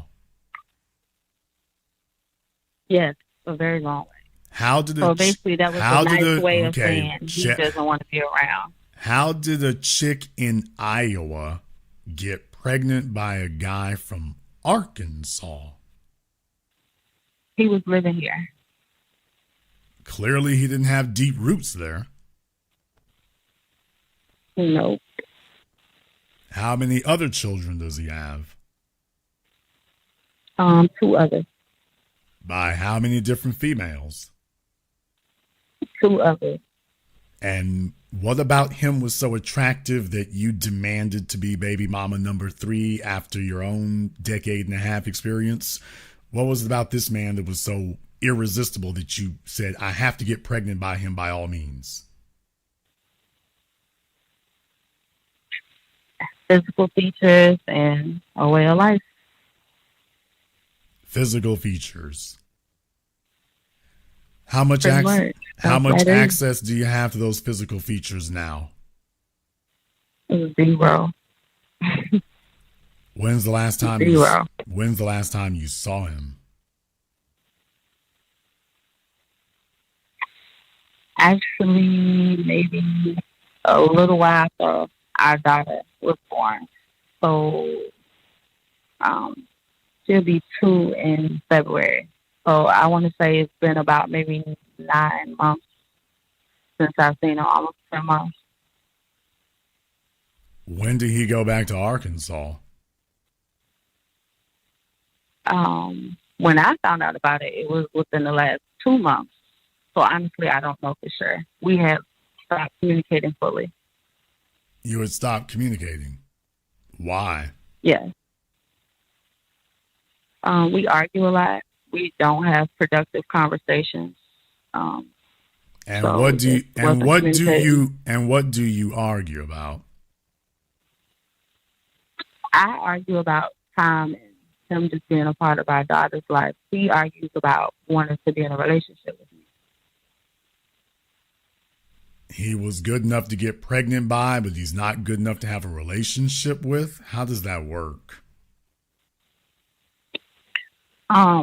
He used to live like a street life or whatever, but he had got himself together.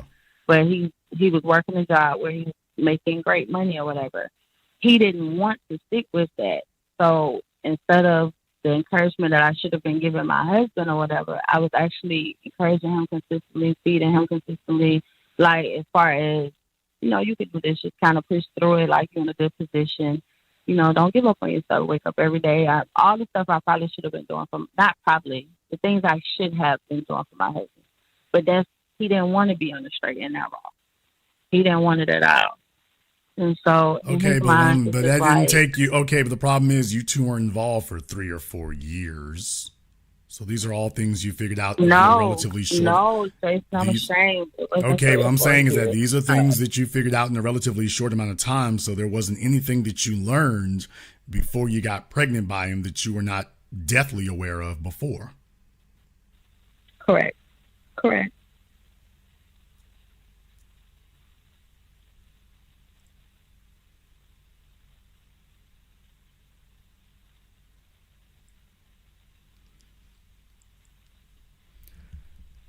There's my issue with it.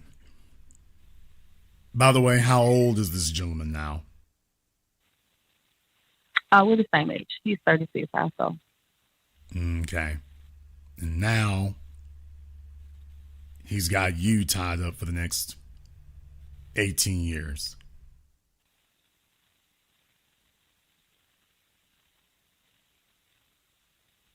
So now he's got you tied up for the next 18 years. Yes. So until you're 54. Yep. That's correct. And he's made no commitment to you of any kind. None. And I didn't require it. That is correct. I think you're a prime candidate to get your tubes tied. I'm not going to tell you to break up with somebody, but I do think you are a prime candidate to get your tubes tied. So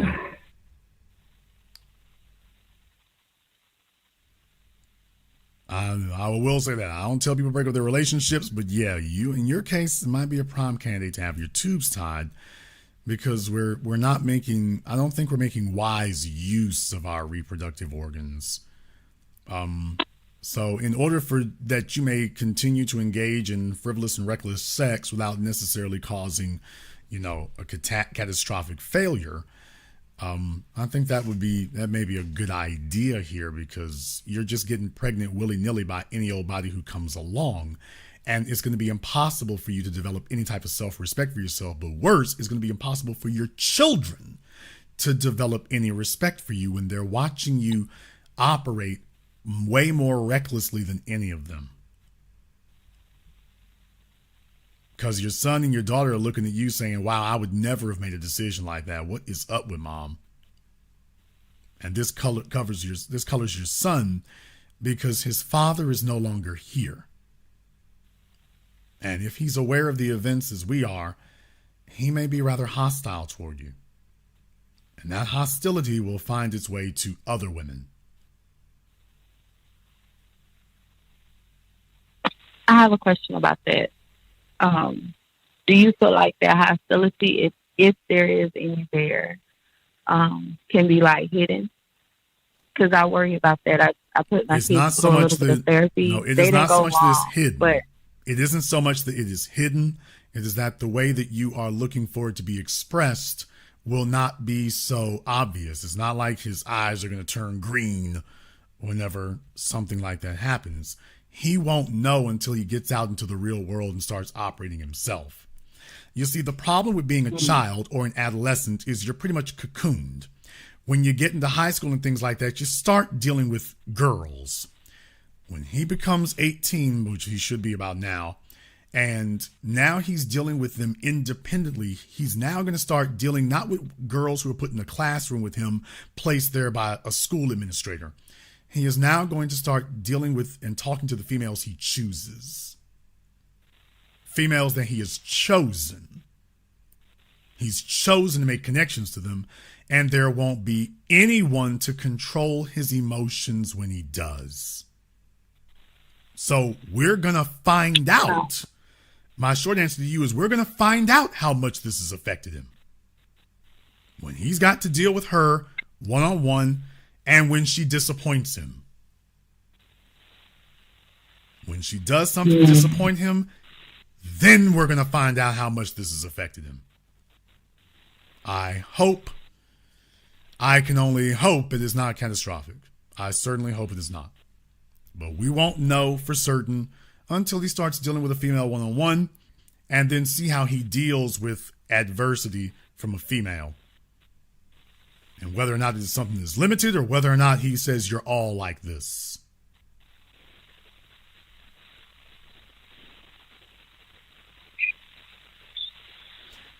More importantly, you're worried about the son. I'm worried about the daughter. Well, I'm worried about all three. Okay. You're worrying about the son. That's why I asked about him. You're worrying about the son. I'm worrying about the daughter. Because the daughter is the one who will follow your example. Your son can't really follow your example. He can just be a weak copy of it. Your daughter can follow your footsteps inch for inch. That's the thing I'm concerned about. And for them to see this happening where mama's blowing up pregnant and there isn't a stable masculine figure in the home taking responsibility for these children, taking responsibility for them, is just dudes come by and lay up. And by the way, I'm not stupid nor deceived. Hopefully your children are not listening right now, but let's just lay it on the line. This is the guy you got pregnant by, but this is not the only man that you slept with in the last 2 years. This is just the one you got pregnant by. And when the kids see this kind of thing, and this becomes a regular thing, particularly where girls are concerned, when you've got this free-floating, hedonistic, look it up, loose, wicked sexual environment,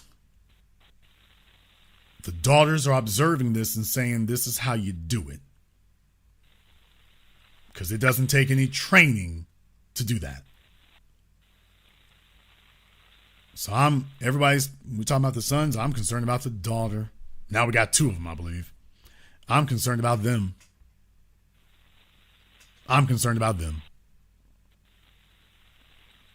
So you're probably the first woman I've ever said this to during a program, but yeah, in your case, for your own good, I would recommend that you investigate getting your tubes tied.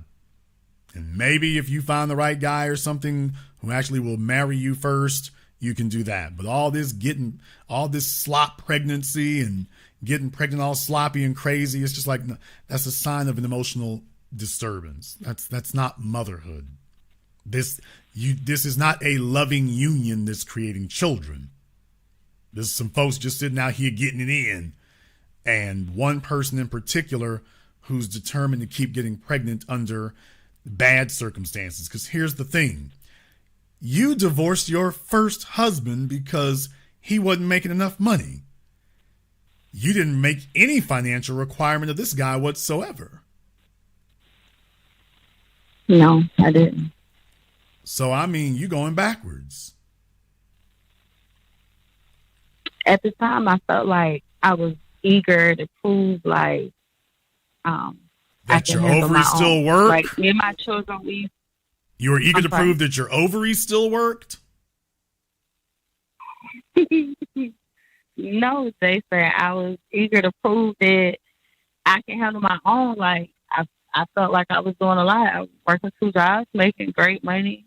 Okay, so how does having yet another child figure into handling my own? How is that a benefit? How is having another child a benefit?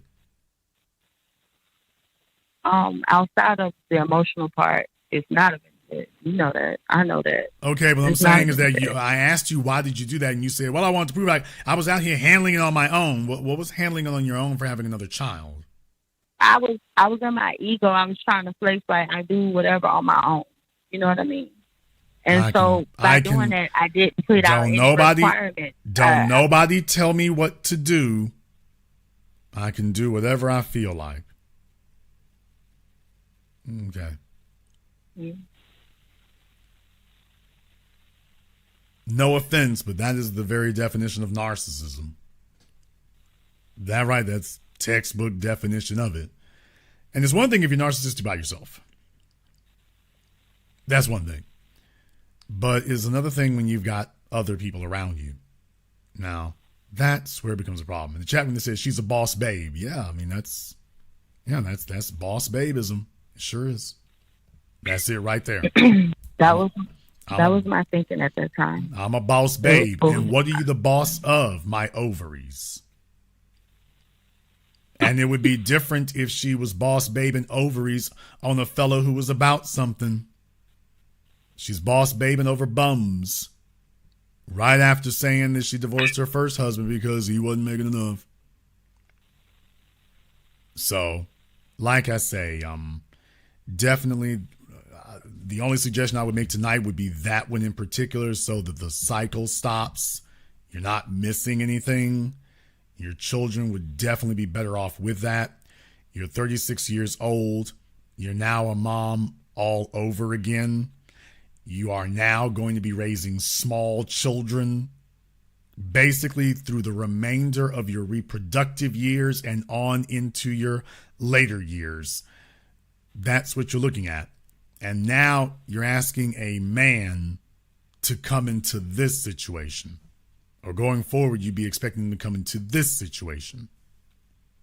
A woman over the age of 40 with 3 kids, even if your son moves out, 2 kids, and even if the daughter becomes an emancipated juvenile, cross your fingers, there's still one small one there who is going to be small for the next decade. And so from 36 to 46, we have a small kid in the house. And any man who wants to deal with you, that's what he's walking into. I said that because I was saying before, if you divorced your husband because he didn't make enough money, what do you think since that was your strategy, what do you think are going to be your odds of replacing him?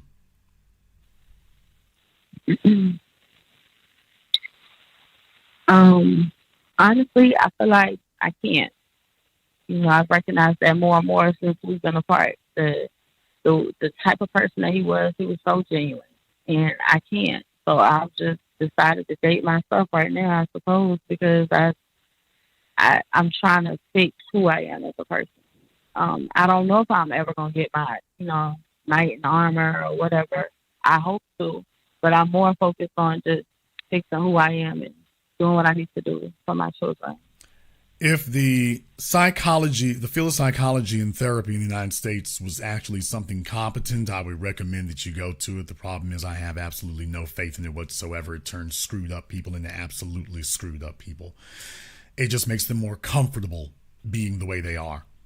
But definitely in your case, I mean, it's very, very obvious. We've got an extreme selfishness streak that isn't taking into account other human beings. And that 100% of the time goes bad. Fellas, there are a lot of you out here and y'all are looking for easy wins. We don't warn you about single moms because we're being mean. We warn you about single moms because there is a selfishness streak that creates the single mother. The single motherhood is a symptom of something else. And until that something else is resolved, exorcised, removed, the problem is always there. It's always there. Until you deal with that, then you won't be able to get anything fixed because you're dealing with an individual who is mired in conceit and narcissism. They're literally burning down their whole lives around them and loving every minute of it. They're falling in love with the suffering and the hardship. At least for a while they do, until the phone stops ringing. You see, what breaks narcissism is isolation. Narcissists thrive when they can get around other people or other people want to be around them because they want to get something from them. Is once they run out of anything that most other people want, that's when the narcissism collapses on itself. That's when it turns to something else. Loneliness, sadness, isolation, depression. Because they've run out of people to abuse. It's much better if they just stop being a person who abuses other people. But generally speaking, it never stops. They just keep going until they wreck themselves and they just run out of people to abuse. There are a lot of fellows out there, y'all are trying to get easy wins. And the worst thing in the world you can be is be an uncompetitive man because uncompetitive men are lazy, intellectually lazy. Doesn't matter what their income is. They're looking for an easy win. And selfish females are very good at ringing in guys. The truth is they're actually very good at it. When they want to turn on that, Jezebel thing, they can turn it on. A chick who's been sleeping with a bunch of men, she knows the dark arts of sexual sorcery. She knows the dark arts of sexual sorcery. And to you fellas, if you are vulnerable, they know how to ring you in.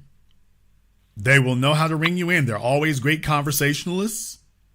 They're open about their lives. They're very engaging.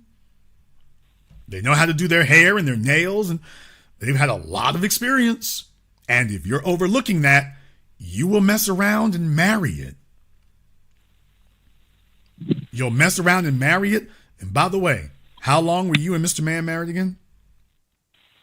15 years. We had a 17-year relationship, though.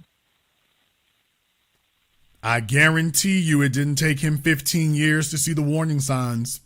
Think about that for a few moments. It didn't take him 15 years to see it, but he stayed. Hell, after he had the kid, he probably felt that he was obligated to it. I wonder if he felt the same way today. So fellas, just understand there's a lot of you out here.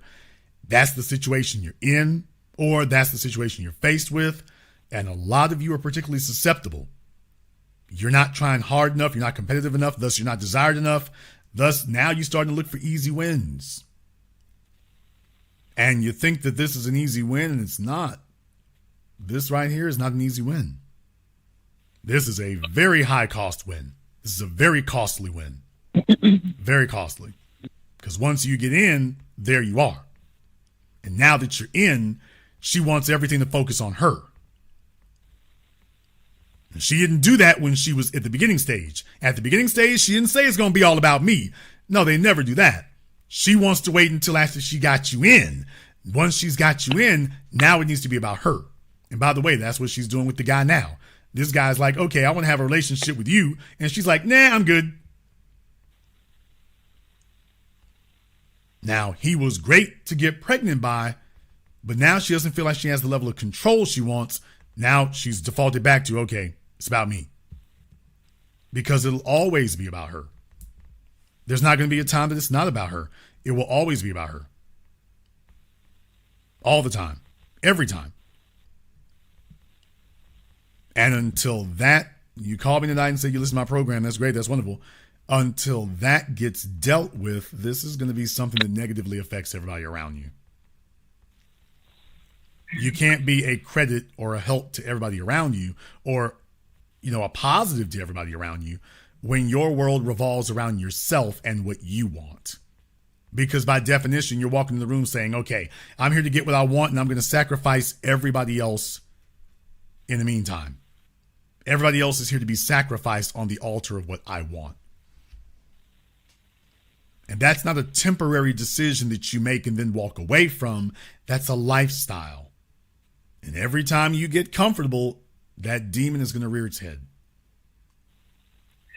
So you're going to have to make a change in yourself, because a female that does not serve is not a female. She's some other animal. Mm-hmm. A female that does not see it as her primary responsibility to serve, that she understands the way in which you get men to extend themselves for you genuinely is to demonstrate that you're extending yourself for them.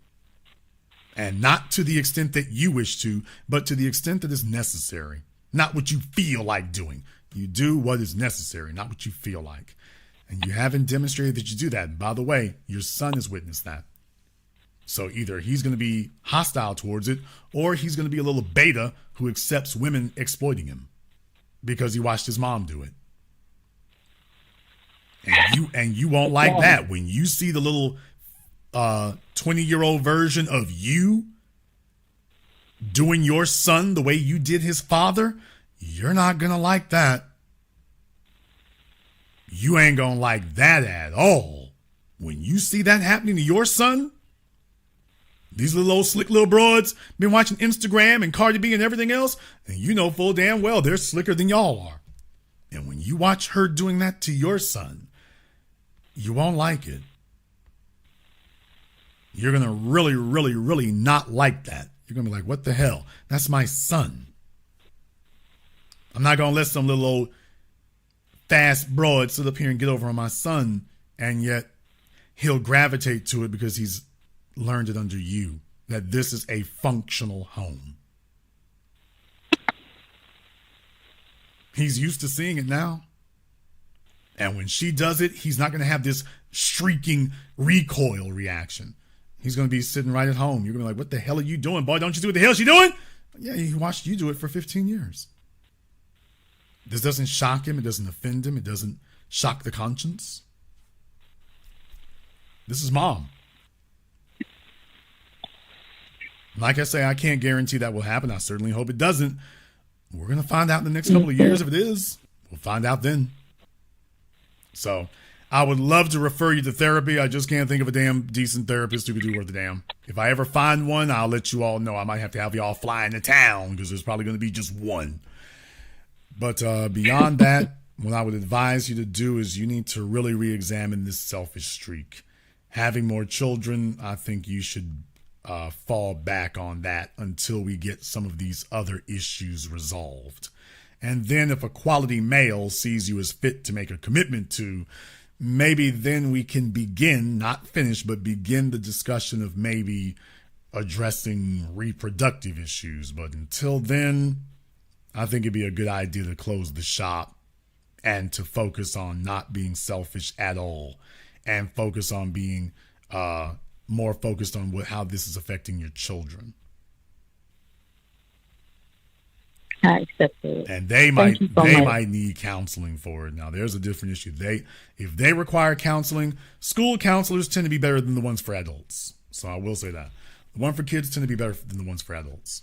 But definitely that's going to be something to keep in mind as well. I certainly wish you well on that. I want to thank you for your candor in this regard, because I'd love to say that you're an isolated case, but you're not. You're not a common case, but you're not an isolated one. And it's important that we have these conversations, because a whole bunch of folks out there don't really realize how bad their situation really is, or they don't understand the gravity of everything around it and how it affects everything that they're doing or trying to do. So having this conversation with you tonight, I think certainly does help to illuminate that. I'll let you have the last word. I appreciate your time.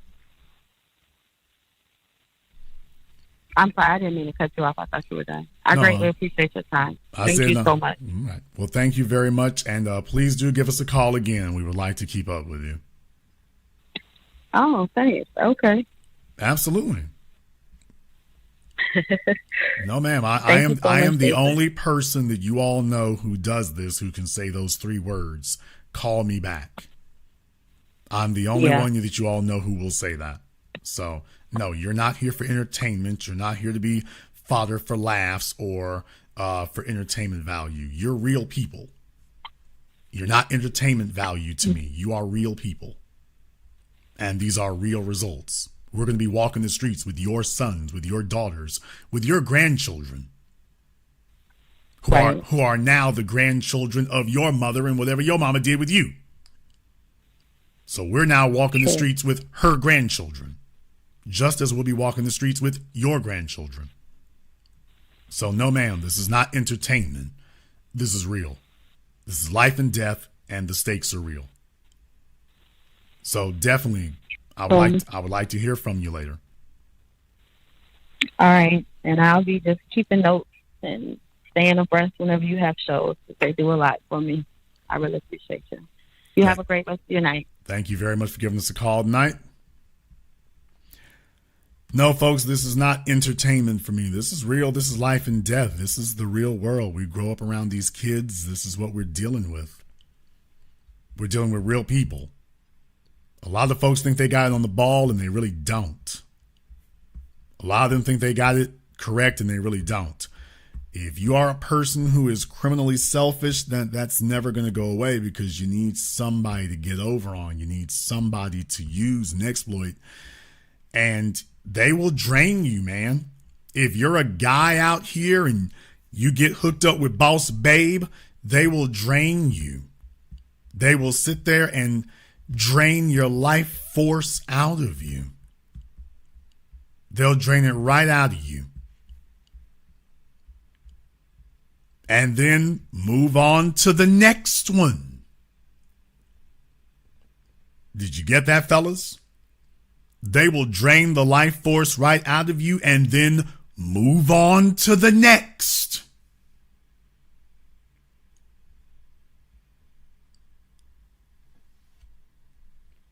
The man wasn't dead 2 years, moved right on to another one. Hell, he was probably only dead about a year. She moved right on to the next. Step right over his body. Let me move right on to the next. It'll drive you nuts. It'll drive you mad dealing with people who are, that unfeeling and unempathetic. So, fellas, you have to be careful. You have to be careful.